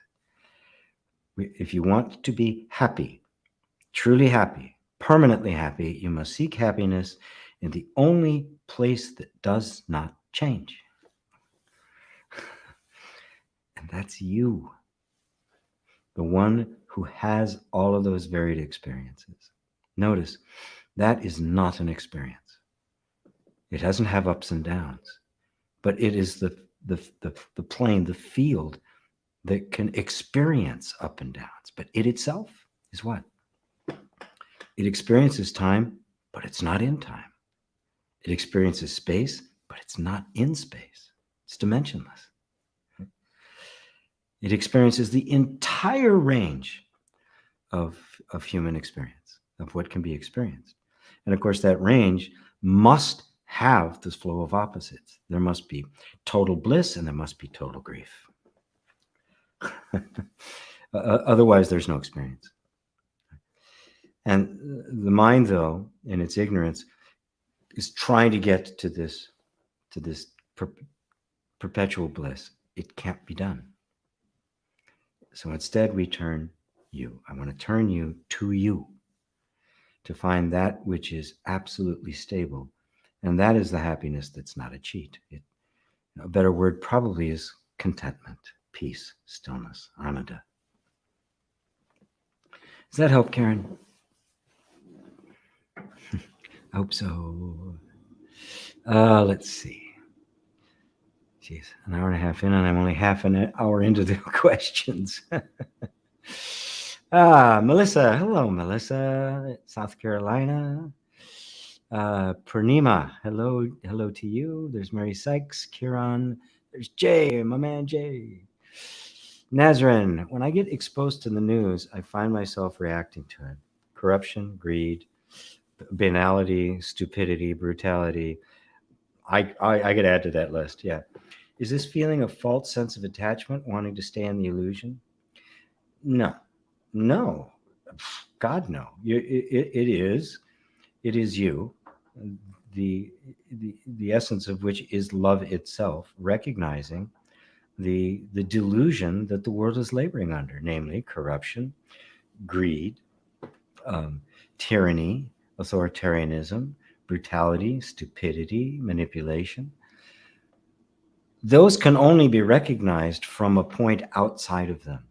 Now, it's uncomfortable to get in that point. I mean, right? It's really much nicer if I can take a position, right? I'm anti-vax, and it's nobody should be able to take in. You're stupid if you do. I'm pro-vax, and you're anti-everything if you don't.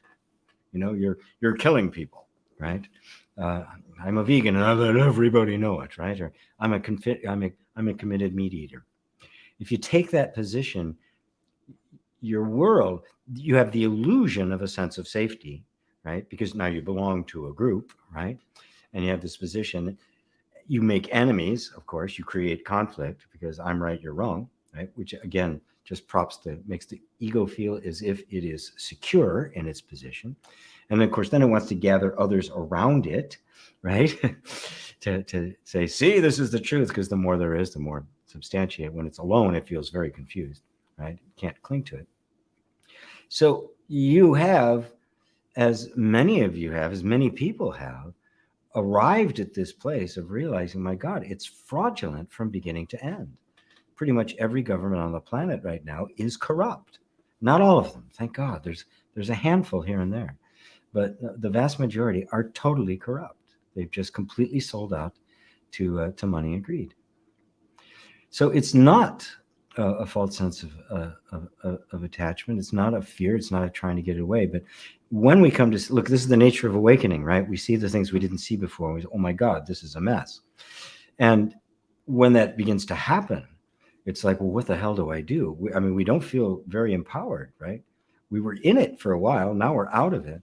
But stay with it. Just stay with it. These insights are true. You know they're true. When you spot the corruption of the greed, it's not an opinion, right? Something inside is verifying, yes, that's exactly what it is. You're seeing the nature of the egoic mind that is just exploded into what is depicted in the book of Revelation as the great red dragon in the sky, devouring everything. And this is, the four horsemen of the apocalypse, one of which was greed, death, war. It's just, it was seen that these were characteristics of the egoic mind. It was seen thousands of years ago. And it was also seen that eventually they would become more and more and more predominant, take over more and more and more as the realization of the truth of being was appearing. This would force this to the surface, as well it does. You've had that experience. As you awaken to something, all of a sudden you see, oh my God, I was doing that? What was I thinking?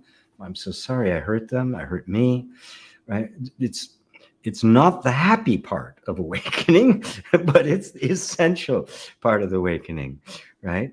You see the muck, right? Now the job is to work with it, to reconcile with it, to dispose of that which is completely fraudulent, and to redeem that which is actually the truth made manifest. And this is the parting of the waves. This is the separating of the wheat from the chaff that we all have to do.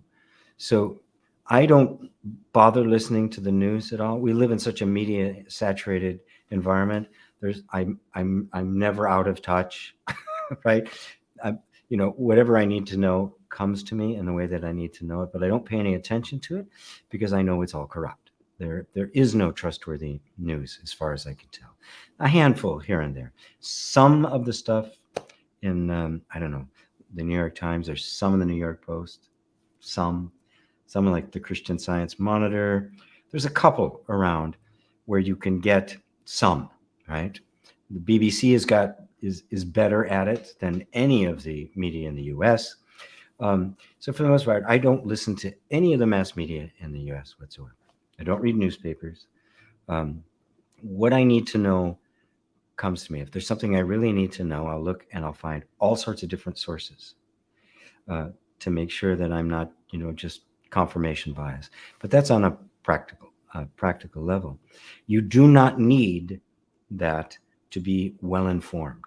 Matter of fact, the more you rely on that, the less informed you will be, especially if it's Fox News, which is nothing but lies from beginning to end. There's no truth there whatsoever, right? At least on some of the others, they just take a little and twist it so it doesn't resemble truth anymore. But they don't well, sometimes they do. Yeah, sometimes they even just out and out lie and make up stories, like Brian Williams being on a helicopter and stuff like that. So, and notice, I don't watch any of that, and it still finds its way to me. I've just found that what I need to know comes to me. And it comes to me in the right way. And when it does, it comes in such a way that I can be clear about it. I can trust it. So fortunately or unfortunately, part of an important part of awakening is to see the evil and the greed and the corruption and all of that for what it is. It's not a pleasant thing to have to see, and especially when you see exactly how rampant it is, how ubiquitous it is, and how it's infecting absolutely everything. But what's infecting absolutely everything is the value system based on the egoic mind. It is not a person, it is not a place, it is not a group, it is not an organization. It is a seed of thought that has taken root and is now grown into this nasty poisonous tree.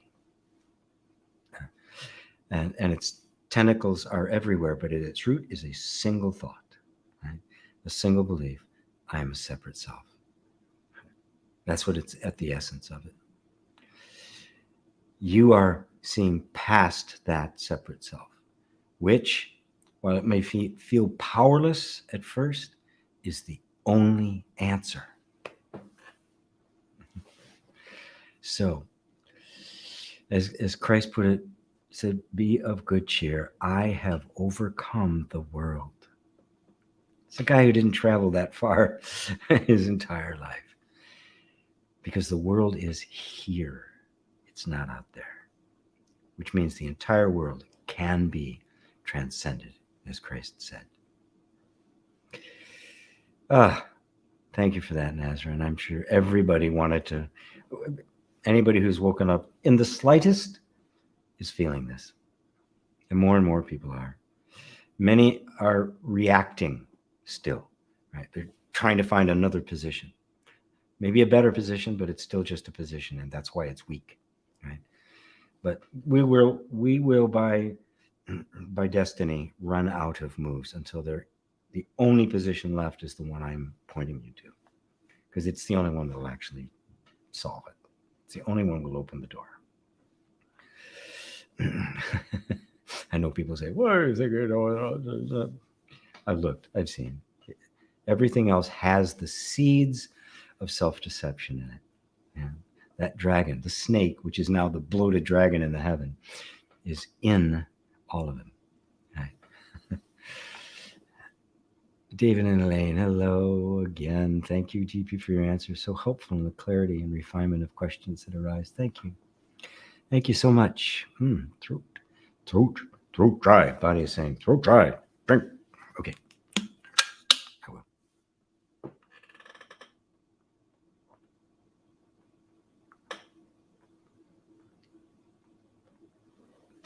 What helped you, G, with Jay? Got to announce Jay.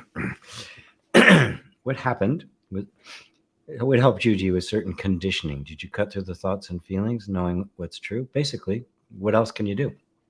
Right? First, recognizing conditioning as conditioning. It starts there, right? It's not me, it's conditioning. And you've already experienced that, right? But the momentum is such that it just keeps coming back, right? Then we'll get frustrated. Why does it not stop? It's like, right?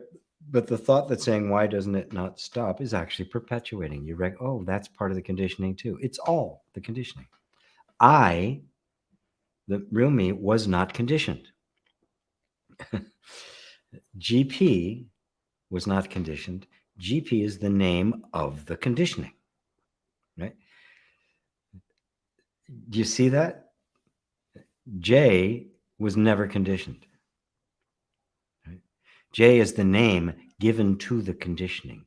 You are not J. You were not conditioned. So there wasn't a thing that got conditioned.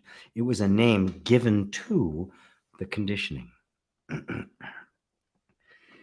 You, the conscious, full, innocent center, identified with that name, took on the form, and thus owned the conditioning as if it was yourself. And that's the separation that we're cutting through. And that insight's the only thing that can do it, and that's all you need. But vigilance, persistence, hanging out with people who know how to do it, and with others who are doing it at whatever level they happen to be doing it, being part of the Sangha, and bringing up these questions in satsang, that's how you do it. But the bottom line is you see it for yourself. Everything that comes up, every thought, every feeling, every sensation is that. We don't identify with any thought, any emotion, or any sensation. And you'll feel that strong impulse to do so. Right? And that's the practice. For lack of a better word, that is the practice. Right? And that's what helped me. That understanding, I am not my conditioning. I am not my body. Right? I got very early on, I wasn't the body, but then I thought I had to get rid of it. I didn't understand what it was. And now you see what it is. The body is nothing but conditioning. That's all it is. There's nobody there. It's not against you. It's not fighting. It doesn't really even have a life. It's not even trying to perpetuate itself. It is the self. I won't go all that way quite yet. You are not your conditioning. Abide as that which is aware of conditioning, but is itself not conditioned. And just allow the I to return back to its source. And that'll do it. That's all it takes. That's all it takes. As if that was easy. Thank you. Says 8Kaz8. Thank you for all your enlightening words of wisdom. Apologies if this question is a little crass, but how does one deal with intense destructive desires, such as the desire to have an extramarital affair? Consciously, it is known that it is very destructive, but the energy behind it is so powerfully strong. Thank you for your time and energy into these satsangs and answering all of our questions. And thank you for that question. Thank you very much. It's very courageous of you to bring it up, because the fact of the matter is, unless it is an extremely spiritually mature marriage, it is going to happen. Don't call it the 7-year itch for nothing, right? There's all sorts of reasons for it. So the first thing is to recognize, yes, it is destructive, right? And you know it's destructive. But knowing it's destructive doesn't get rid of the feeling, right?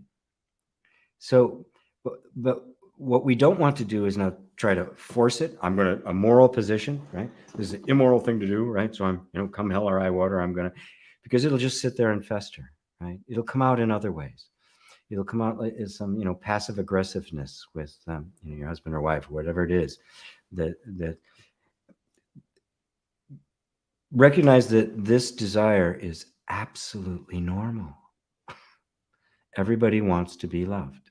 Everybody wants to feel that and feel the intimate connection, right? And at the same time, we want the stability. We want to be honest. We want to fulfill the commitments we've made. And all of a sudden now it's a struggle to do this. Now, so first thing is let both sides be there, the intense desire and the intense desire for that kind of pleasure, and it's more than just the physical pleasure, it's the acknowledgement, right? It's being found attractive again, right? And on the other side, but also this need to be genuinely committed to be honorable, right? I made this commitment, right?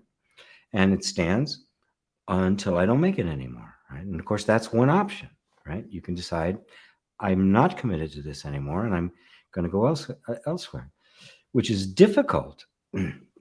and is destructive in the sense that it will break it apart, but not destructive as an affair will be, because it's clandestine and nobody wins, right? Nobody wins in that. Right? It is much better to say, look, I don't want to be here anymore, and because that's honest and straightforward. And then once that's completed, give yourself permission to do whatever it is you want to do at that moment. But there is another option, because I'm not somebody who says nobody should get divorced or anything like that, but I do believe we often get divorced for the wrong reasons, and in the process end up recreating the same thing over and over again. Because what's really being demanded of us is spiritual maturity, right?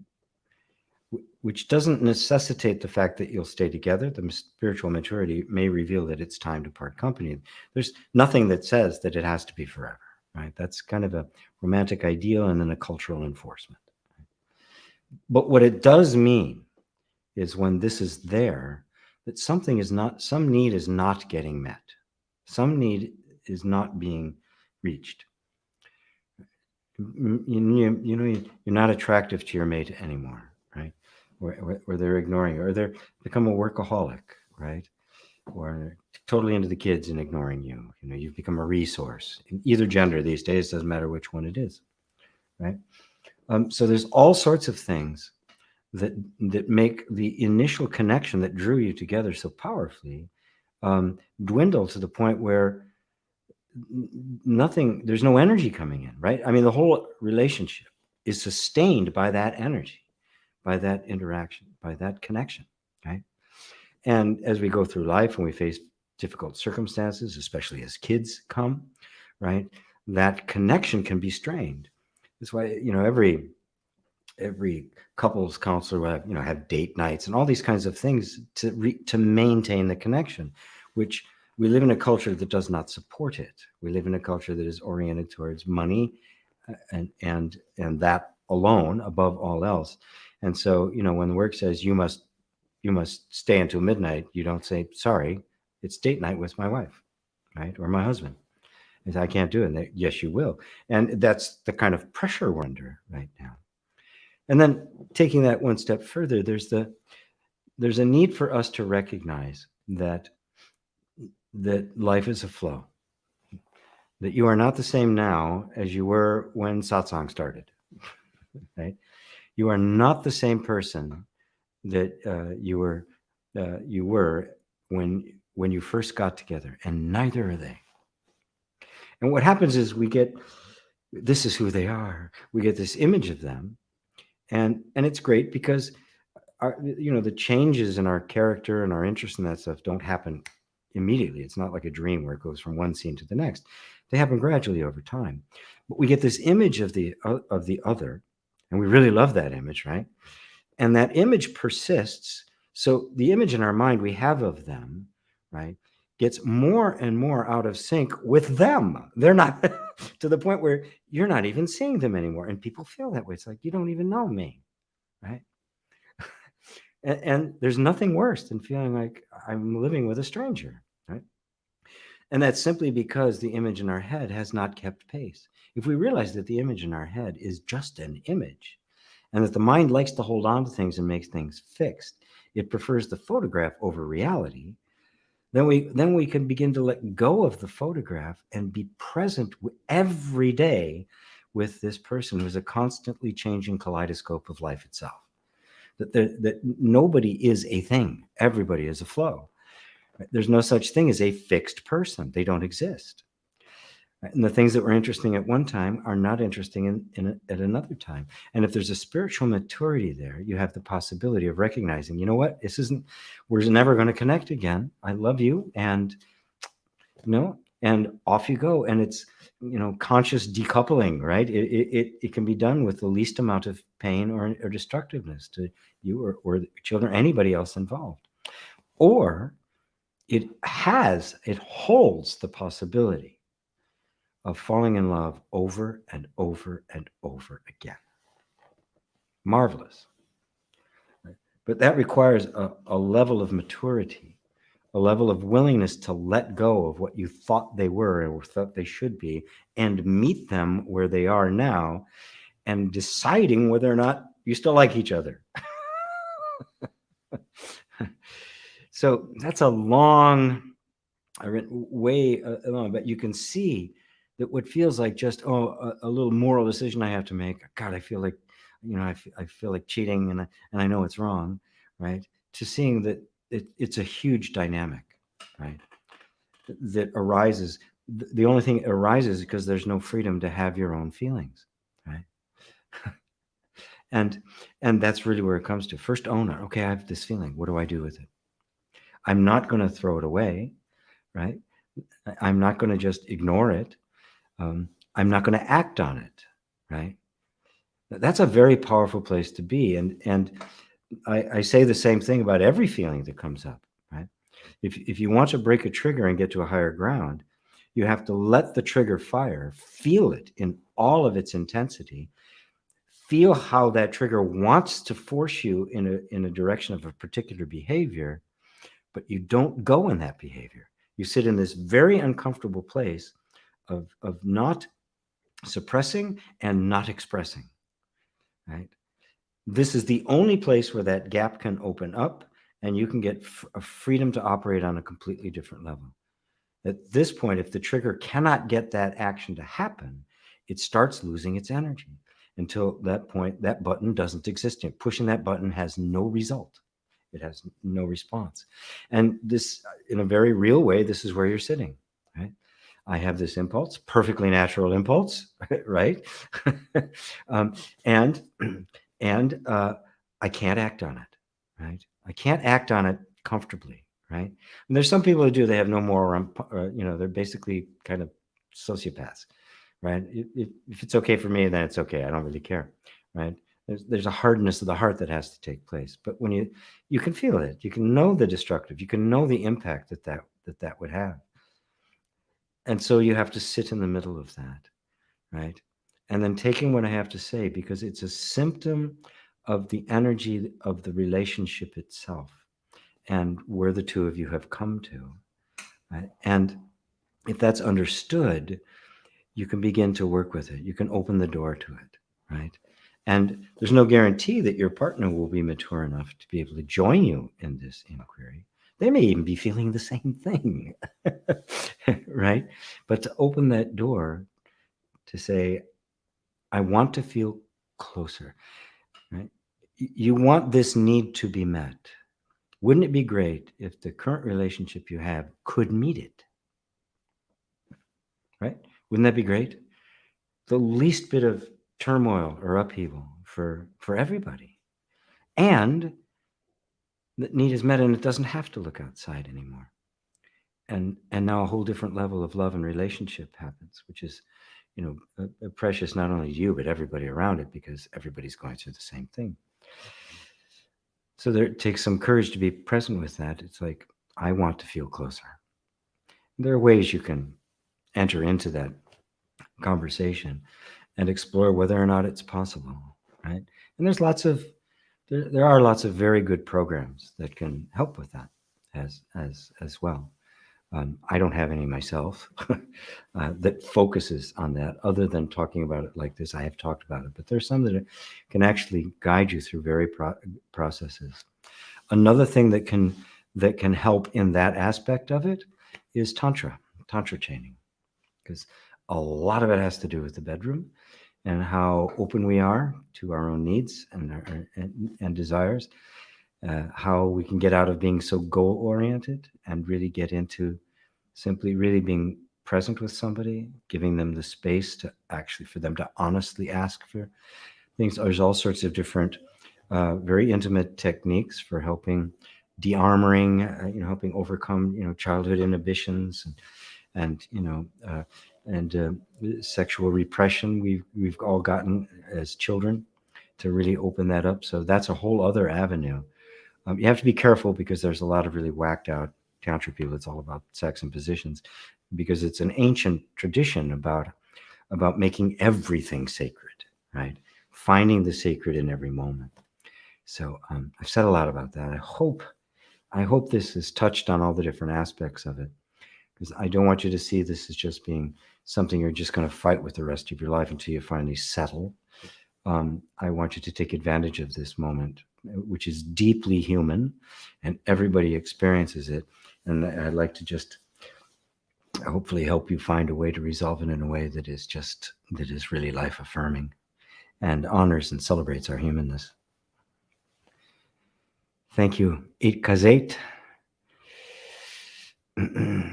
Daryl, hey Daryl, GP, I just want you to know just how much you're appreciated. Don't ever think that you're not. Oh, come on, no, I'm not. Notice I just deflected a compliment, didn't I? It's still alive in me. Right?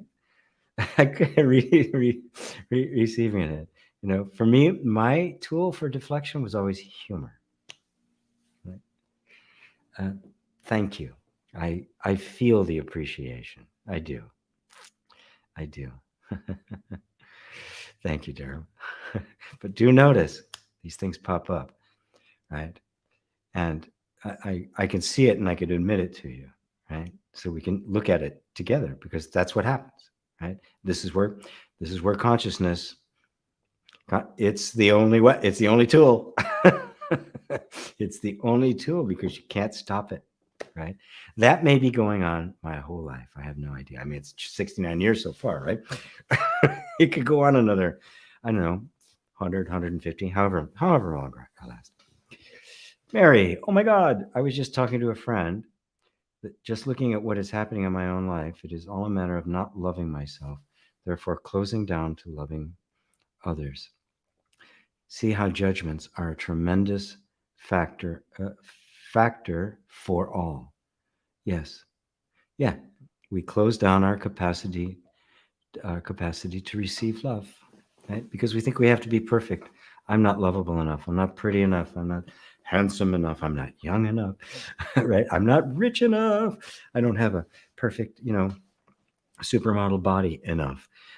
Every possible thing to compensate for the essential ignorance that you are love. That is what you are. And I can explain all the various ways and means by which this all happened, right? It's not nearly as important as just going right back to the essence of it. And the recognition of that can only happen because you have already stepped into that place that is love. It is love that recognizes what is love and what isn't. And the very fact that you can do that means you're already standing in the place of love. Right? It is, and the mind just has to catch up. That's all. We just have to keep bringing it back until it drops the idea that it's something you're going to get to. And of course, as all that falls away, all the judgments of others fall away, because, oh my God, they're just like me. Everybody's doing exactly the same thing, trying to compensate for what they didn't get. It's so amazing. It is so amazing. Even the guy trying to take over the world, right? The CEOs and all the people in Goldman Sachs and all these guys who want to control everything. It's because they didn't get what they needed. It's like, wow, how extreme it will go, right? That insatiability, they just keep more and more and more and more. Faith. I have an idea that if things are really from the self, they should go smoothly, effortlessly. But in my case, I'm struggling to find a way out from Algeria. Yeah. And you now know, of course, I can tell by the way you even said that you know it's not true. Right? You know it's not true. You know that if I'm really the self, everything should go smoothly. Well, you are the self, whether things are going smoothly or not, right? And you're growing into that which is eventually going to have a liberation that will be utterly beautiful, that will be utterly appropriate for you at just the right time. Right? You're not really trying to find a way out of Algeria per se. You are finding a way out of identification with who you are not. And of course, you live in a culture where you're forced to act and dress, the way you're expected to. And even the thoughts you're having about being the self would be regarded as blasphemous. And you definitely would need some reprogramming. That's really what you're struggling to free yourself from, is all of that identification, which in your case is obviously more extreme because it's just all the time around you. Right? And you're being forced to act out a role. Right? But you can see that it isn't really true. You either are the self or you're not, right? It can't be I'm not and I'm becoming, or I could be. And any idea as to what being the self means would have to be a fabrication of the mind. It's some kind of a spiritual idea that if I knew that, then everything would be going smoothly. God, I believed that. I believed that until my entire life fell apart. And I went, what? This isn't supposed to happen. I'm talking to God. Right? And oh my God, was I confused and frustrated and afraid and dysfunctional, because none of it was making any sense. And it was a while. It was years, right, before it even started to kind of break open and take me to a new space, and eventually completely extricate me from all of the stuff that had happened earlier, only to completely collapse it all again later, more than once, right? Right. So, but that's what it took. That's what it kept taking to break this shell open. Right. So, our deepest need is to find our contentment here and now. Now, that doesn't mean you have to, okay, I'm going to just stay here. No, you keep looking for the way out. You keep taking the test. You keep doing what you need to do. All of that. Simultaneously, you are abiding as the self. You are sinking into that inner contentment. You're using these circumstances as the exercise machine for your inner strength. And at some point, it doesn't have to go all the way and have to go all the way to full enlightenment before somewhere along the line, the circumstances are going to change to meet it, because you don't need them anymore. They're no longer necessary for your growth. And then they will fall away. So assume that this is how you are coming to realize the self. Realize, really realize in your mind, your heart, and in your body who you really are. And it is this circumstance, exactly as it is, that's bringing that about. And when it's no longer needed, it'll be gone. And it'll go that fast. Right? And of course, my dear Faith, I am here for you, as your entire Sangha is, to support you and love you and encourage you and remind you that you are that self.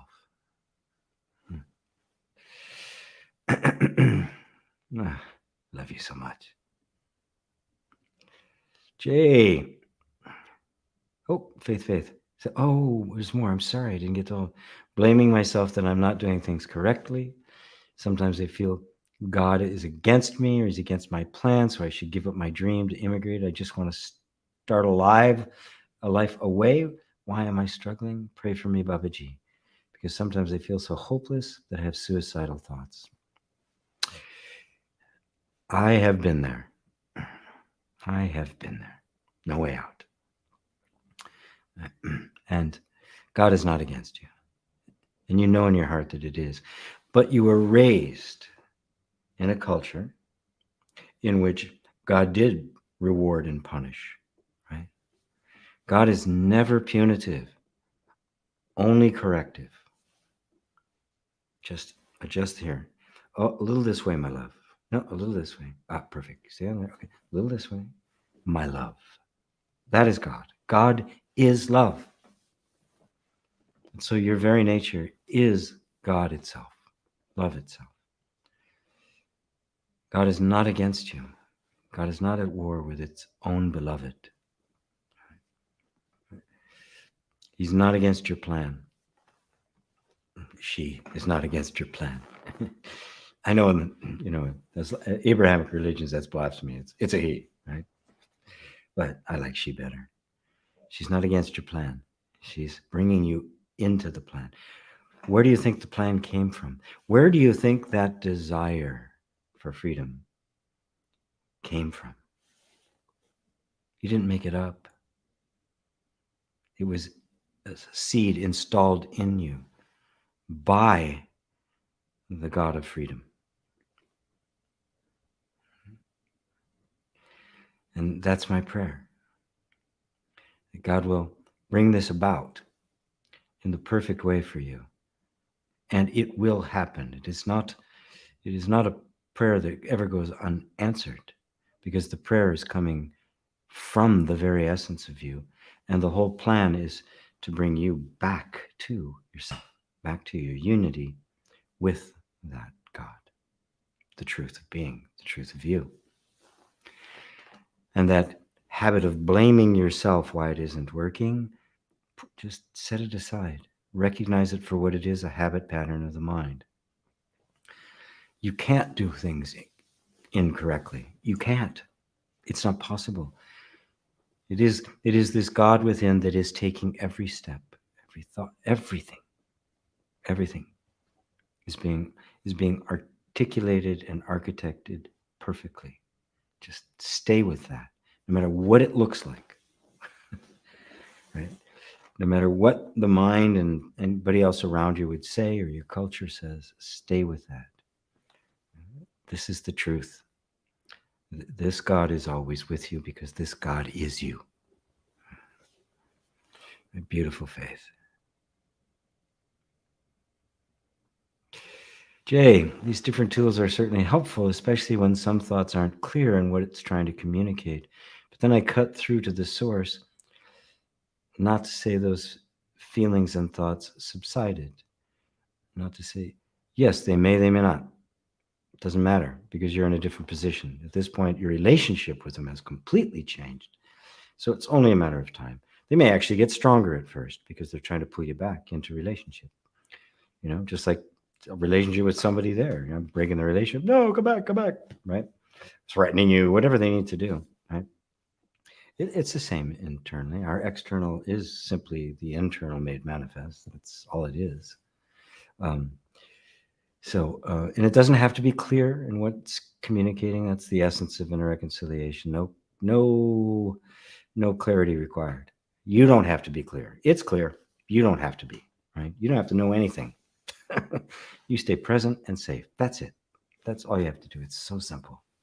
So simple. Oh, I'm running out of time. Oh, not bad. Okay. Namaste, GP. So much love and appreciation. Thank you for these beautiful Sunday light streams. You're welcome. Bob says, in regards to self-love, highly recommend everyone to watch GP and radios and Lisa's radio show on self-love. Thank you. Thank you. Hello, Kimberly. Are you still doing Tuesday online chat? Yes. The radio show every Tuesday. It's here on my channel. It's Tuesday at noon Eastern. And then it's broadcast in my private group into the Enlightened Network and the Enlightened Network French thing as well. So yes, that's still very much alive. It's also now on Spreaker. It's on iTunes because I've converted it into a podcast as well. So you can listen to it. Your favorite podcast source, it'll be there as well. Love, and love to you. Eat Kazi. This is amazing. Thank you for being so brilliant in your advice and being so non-judgmental. To sit in the middle and not suppress or express the triggering energy making you feel like cheating. Yes, it's so uncomfortable to feel it and not act on it in the pursuit of pleasure, but what an amazing opportunity to deepen spirituality and find that gap. Thank you so very much again, GP. Yes, it is. Yes, it is. Yeah. And it's the only place you're going to. This is where the spiritual rubber meets the road. It is. Otherwise, it becomes precepts, it becomes ideas, it becomes platitudes. Because if it isn't capable of deeply answering the deepest human needs, well, then what's it worth? Nothing, right? It's just a nice philosophy to keep our minds occupied while we suffer. So you're so welcome. Kimberly, perfect timing. I learned so much from you. Oh, thank you. Robin, hello from Mississippi. Mary Sykes, beautiful answer to Nazarene. Oh, you're welcome. Love being with you, Facebook user. My mysterious, unnamed Facebook user. Thank you. You're so welcome, Kimberly. Thanks, my sheik. It was such a relief. Felt things, energy moving, some knot being untied. Yay, yay. And suffering. And the suffering, life will take care of life. I swear to God. It will. No other teacher can touch the profound depths of my heart. Well, then, at least for now, I'm the teacher for you. Yeah. So you don't need any of us anymore. Thanks and appreciation from Dave and Elaine. Thank you. Sophie. Hello, Sophie. Thanks. All righty. Well, we're not going to do a marathon today. And I will bring it to a close now. I do love you all so much. I am going to put the banner up here if you guys want to learn more about Foundation for Facilitating, about inner reconciliation and how it works, and also want to help me keep the lights on, because that's how I do this, my courses, and through the donations and the Patreon account. Robin says, first time, see, I need you. Enjoy what you are sharing. First time you've been here. Wonderful, Robin. Wonderful. Thank you for a pure love. Thank you. It is pure. It is pure love. It's not a personal possession. Love is pure. Your love is pure. Everybody's love is pure. What is love is pure love. Our confusion, we just kind of got it mixed up, right? For that, right? But the love is still pure love, right? It hasn't gotten corrupted. It hasn't got soiled, right? Nothing leaves a trace on it. You are pure love. So, wow, good to have you, Robin. Really, really good. I love seeing new people come to this kind of really wholehearted teaching that is non-dual. It's not intellectual. It's of the heart, which to me is what it's all about. It is the place where the non-dual meets the human, the divine and the human converge, and you end suffering. And that's why I'm here. So if any of you would like to join me, it's starting tomorrow. And it'll just be probably by the end of this week, we'll have to cut it off because it is an 8-week intensive program. A little more pricey, but I have other things that are less expensive. But also know that you are contributing to keeping Satsang on the air, free of commercials. I'll never do that. Yeah, I will never stoop to commercials. I'd rather not be here than do that. So everybody, I love you so much. I love you. So good to be with you, and I look forward to next Sunday. Until then, namaste.